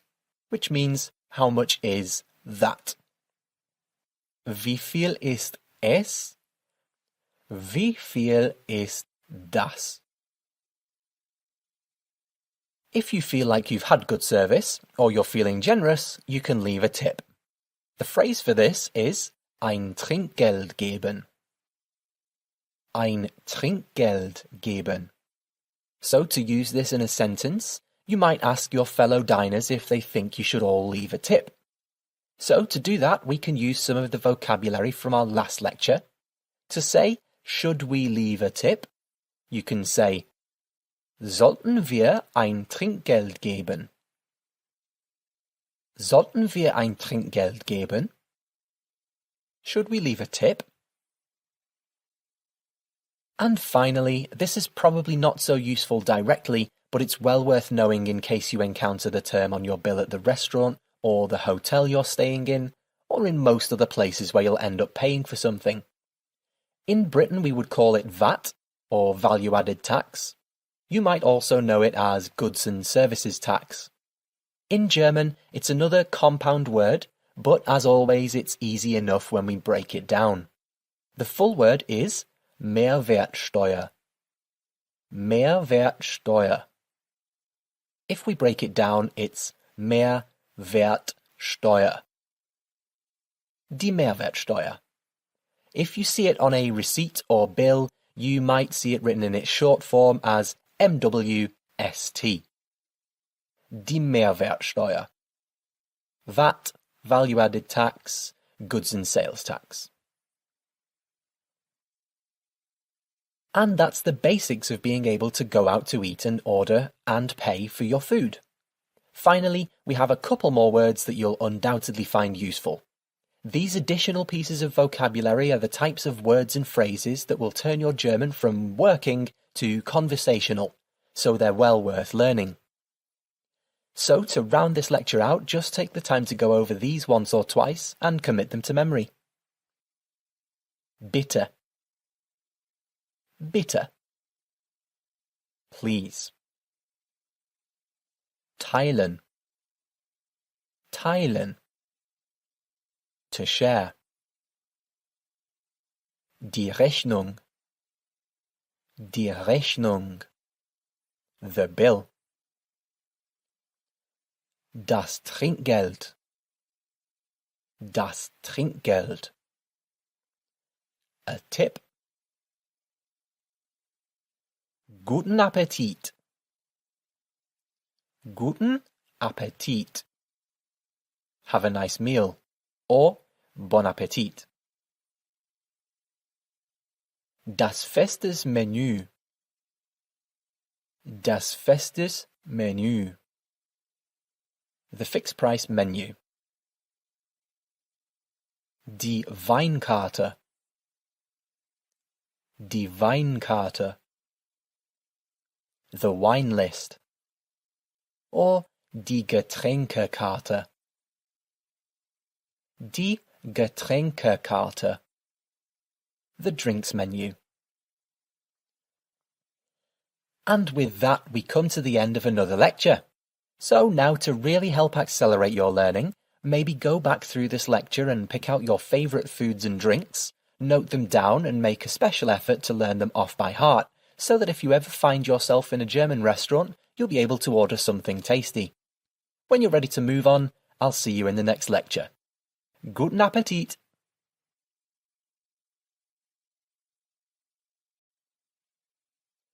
Hello again, welcome to this lecture about body parts, common illnesses and taking a trip to the doctors. Now hopefully you won't have to use the contents of this lecture whilst you're on your travels, but it is always worth being prepared just in case. That's why this lecture could just be one of the most important ones that we go through. So, take the time to learn what we're about to go over and you'll have peace of mind throughout your time in your chosen German-speaking country. Let's begin. So first up, we'll look at some of the main parts of the human body. Starting from the top left and going down, we have der Kopf. Der Kopf. The head. Der Arm. Der Arm. The arm. Das Bein. Das Bein. That's the leg. Das Knie. Note here that in English the K is silent, but in German we do pronounce the K. Das Knie. The knee. And following on with the right-hand side here, die Schulter. Die Schulter. The shoulder. Die Hand. Die Hand. The hand. Der Bauch. Remember, when we have an A and a U together, they make an O sound. Der Bauch. The stomach. And finally, der Fuß. Now here's our special character again, the SZ, which we pronounce just like two S's. Der Fuß. The foot. Okay, so let's focus in on der Kopf, which we now know is the head. And more specifically, let's look at das Gesicht, which is German for the face. So starting from the top left again, we have die Haare. The hair. Die Haare. This is actually the plural form of the word, because in Germany, when we're talking about the hair on someone's head, we actually say the hairs instead of the hair. Die Haare. Die Nase. Die Nase. That's the nose. Der Mund. Der Mund. The mouth. And continuing on the right-hand side, die Augen. Die Augen. The eyes. Die Ohren. Die Ohren. The ears. And finally, to describe the whole face, we say das Gesicht. Das Gesicht. The face. Okay, so moving on, let's have a look at some more anatomy, this time on the inside of your body. Again, these are really important to know in case you do need to visit the doctors, so take the time to learn them. Let's take a look now. So first we have die Lunge. Die Lunge. The lungs. Die Leber. Die Leber. The liver. Next we have the brain. Das Gehirn. Das Gehirn. The brain. Das Herz. Das Herz. The heart. On a side note, if you ever hear somebody say herzlich willkommen, now you can probably guess what it means. Yes, it means heartfelt welcome, or a very warm welcome, and that's because it stems from the word for heart, which is das Herz. Next up we have die Nieren, the kidneys. Die Nieren. And finally we have der Magen, the stomach. Der Magen. This refers to the actual stomach as an organ, whereas Bauch, from the last group of words, refers more to the general area. Think of it as the difference between stomach and belly. Magen for stomach and Bauch for belly.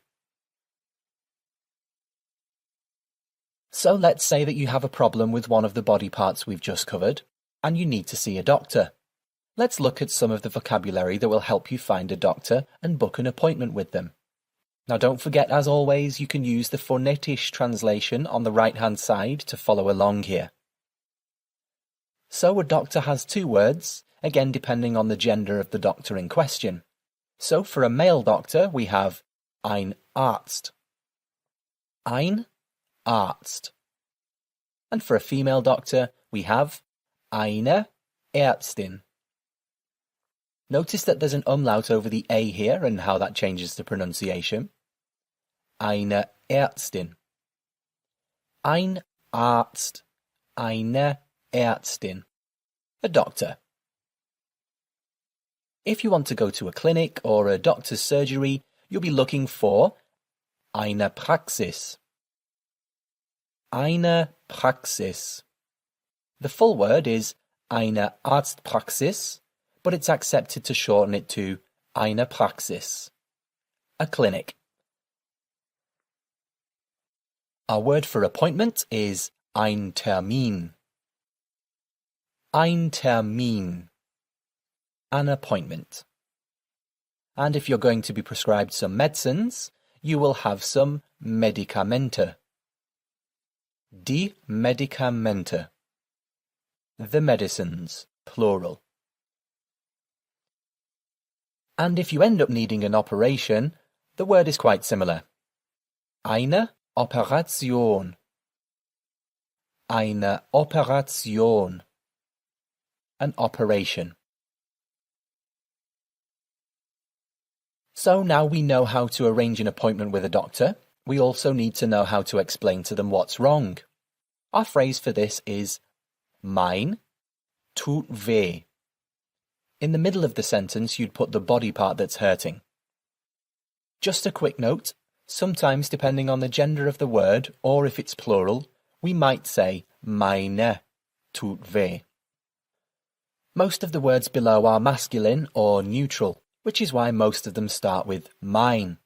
But a couple of them do have plural forms, which is when you'll see meine in the examples. And just like how in English we wouldn't say my eyes hurts, we also have to change our word for hurts in German to reflect that we're talking about a plural.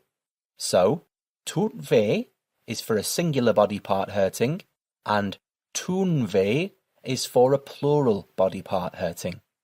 This will become clear as we go through the examples. So, starting from the top.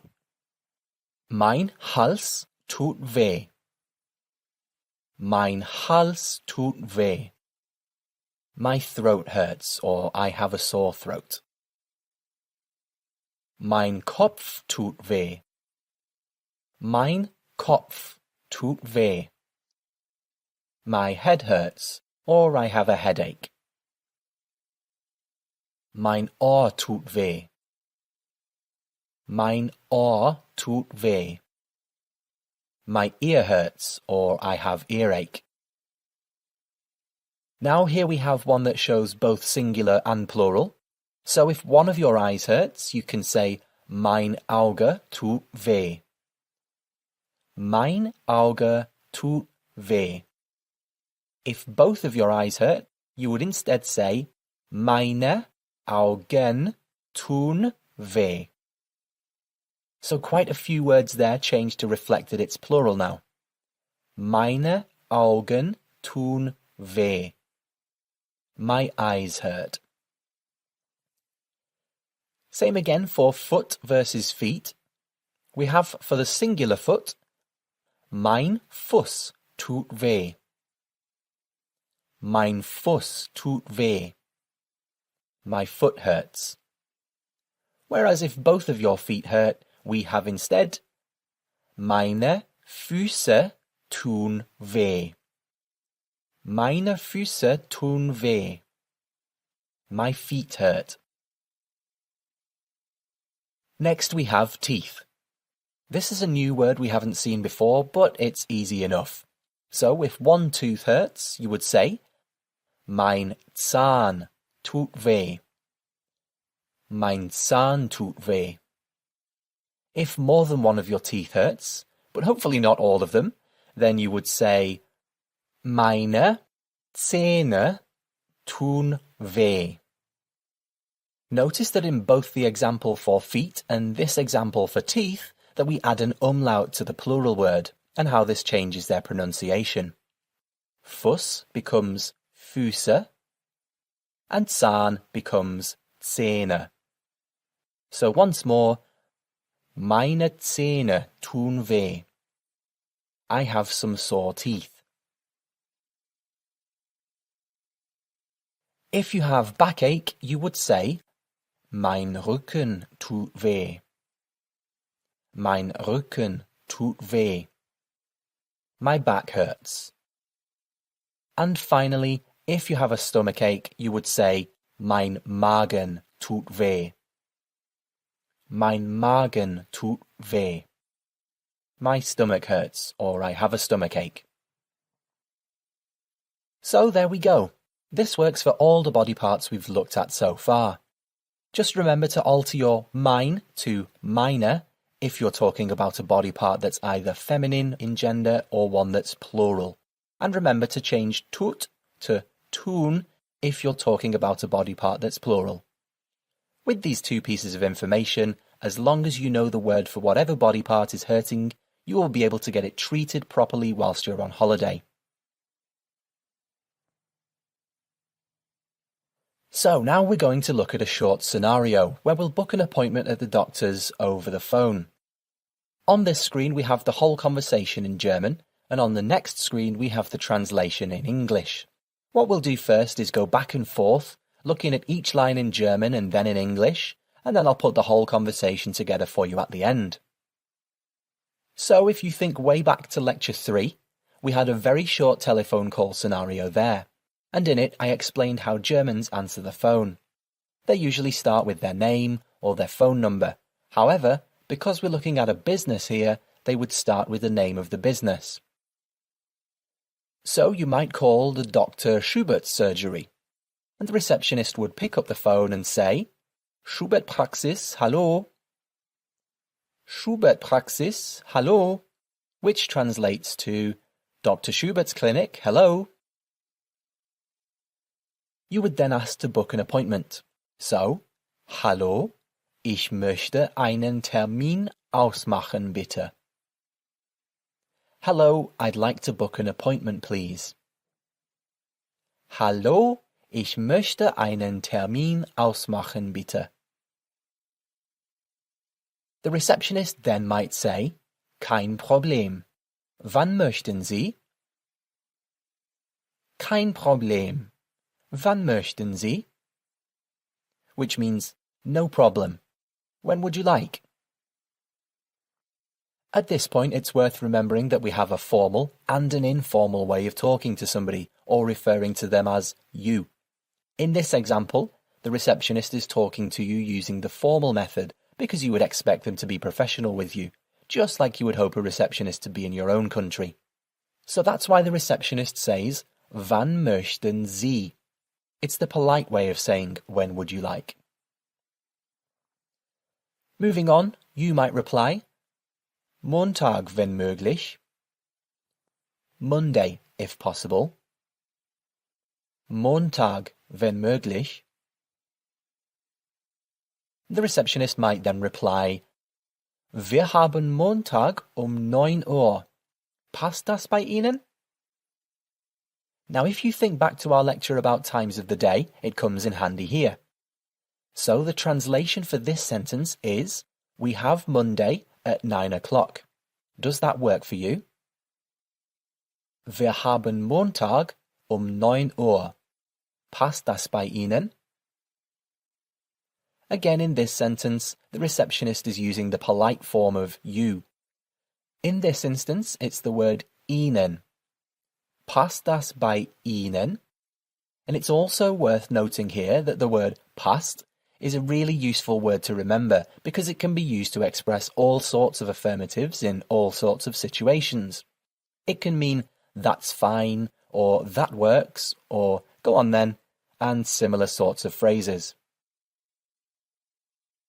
So then to reply, you might just say, Ja, passt. Danke. As we've said, this simply means, yes, that's fine. Thank you. Ja, passt. Danke. Then it's time to end your conversation. Remember here that to say goodbye on the phone, we use a slightly different way of saying goodbye. So the receptionist might say to you, Bitte schön. Auf Wiederhören. That means, you're very welcome. Goodbye. Bitte schön. Auf Wiederhören. And you would simply reply, Auf Wiederhören, which again means goodbye. So quite a straightforward conversation, really. We call up the doctor's practice, ask to book an appointment, get given a time of 9 o'clock on Monday, we say that works for us, and then we say goodbye. Now I'll read that back to you without the explanations or the translation, so that you can get a feel for the conversation as it would happen. Schubertpraxis, hallo. Hallo, ich möchte einen Termin ausmachen, bitte. Kein Problem. Wann möchten Sie? Montag, wenn möglich. Wir haben Montag 9 Uhr. Passt das bei Ihnen? Ja, passt. Danke. Bitte schön. Auf Wiederhören. Auf Wiederhören. Not too difficult once you've taken the time to break it down step by step. Well, that's the end of this lecture. I would really encourage you to go over the vocabulary here because, although you hopefully won't need to use it, it could end up being incredibly helpful if you find yourself in that sort of situation abroad. It would also be really helpful to your language learning in general to go back over the part of this lecture where we cover the changes between masculine and feminine words, and the changes between singular and plural. Although it's not a full description, it will still accelerate your learning in readiness for when you start to look at genders and singular versus plural in more depth. And of course, don't forget to take notes of any particular body parts in our lists that you know you have an issue with, so that you'll be able to recall that word quickly should you need to when you're abroad. And finally, if you have a specific body part that gives you trouble every now and then, but it's not in our lists here, and you'd like to know the vocabulary for it, even just to give yourself peace of mind, then please don't hesitate to leave us a question about it in the discussion section of this course, and we'll try to answer you as quickly as possible. So well done for making it through another lecture. I hope it's been useful, if not the most positive of lectures, but I really think it's worth covering early on in your language learning career. And with that, I'll see you in the next lecture. Hello for one more time, and first of all let me say a very warm congratulations on making your way through this course and seeing it through to completion. I really hope you've enjoyed using it as much as myself and Scott have enjoyed making it, and I hope you've found it useful and informative to help you along your German language learning journey. I also want to say a very heartfelt thank you to you for choosing our Conversational German course. I know you had options when deciding on which course to take, and Scott and I are both very proud and honoured that you chose ours. Any feedback or questions you might have can be posted in the discussion section of the course, and we'll always do our best to get back to you as soon as we can. And on that note, we'd both be hugely grateful if you could take just 30 seconds before you leave the course page to leave us a little review, just so other learners can see that we're doing a good job and that they can join in our little community here with some confidence. It's really straightforward to do. Just scroll towards the top of the course page and you'll see a little button that says Write a Review. If you just click that, then you can pop in a star rating out of 5, and we're of course hoping that will be 5, and write a few words on what you thought about the course. Thank you again for finding the time to do this, because it helps us a lot and shows us that you would benefit from us making further courses for you to join us on. And just before we go, people are always asking us where they can go from here. So, you've just taken on the basics of the spoken language, which is a big milestone, and I'm sure you'll look back and realise just how far you've already come. But let's say that you're planning on visiting a German-speaking country for a short while, or that you'd like to, but would like to further expand upon your learning a bit more first. Well, personally, we'd always say don't stop here. Languages are so broad in their possibilities for learning, speaking, understanding, and even evolving that there's so much more for you to experience from here. So whether you wanted to now progress to a more technical side of the language, such as grammar, or you want to improve your knowledge of vocabulary to expand on the phrases you've already learned here, both options are great next steps for you. One really great way to immerse yourself in the language is to actually visit a German-speaking country to hear the language firsthand, pick up on the little bits of pronunciation, new words and experiences that will help develop your language even further. Immersing yourself in the language by visiting a native country is going to accelerate your learning much more than we ever could in a video course, even if we gave you hours and hours and hours and days worth of content. I know that some of the best learning experiences for me were when I went to Germany and met new people, and had to find my way around by reading and listening to German on an almost constant basis. On the other hand, most German speakers have a really good knowledge of the English language, so you should feel confident about visiting their country even from an early point in your German learning career. Of course, you can revisit the learnings in this course too.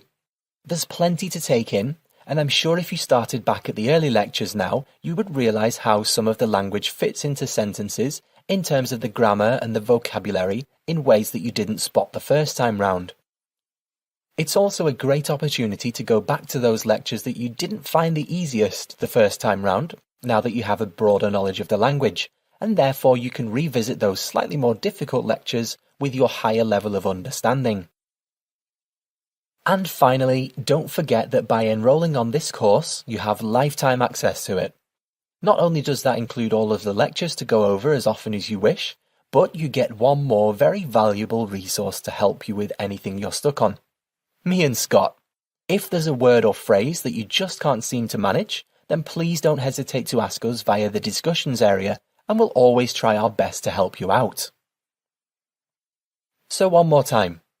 Thank you so much for letting us help you in these early stages of your language learning journey. We hope we've helped you in some small way to get up and running with some good, usable key German words and phrases. Now all that remains to be said is goodbye. We hope to speak to you soon in the discussion section of our course, and as a parting gift, here's one last phrase for you. Bis bald. That's a nice simple way to say bye for now, or see you soon in German. And on that note, I'll leave you for the moment by saying Dankeschön und bis bald.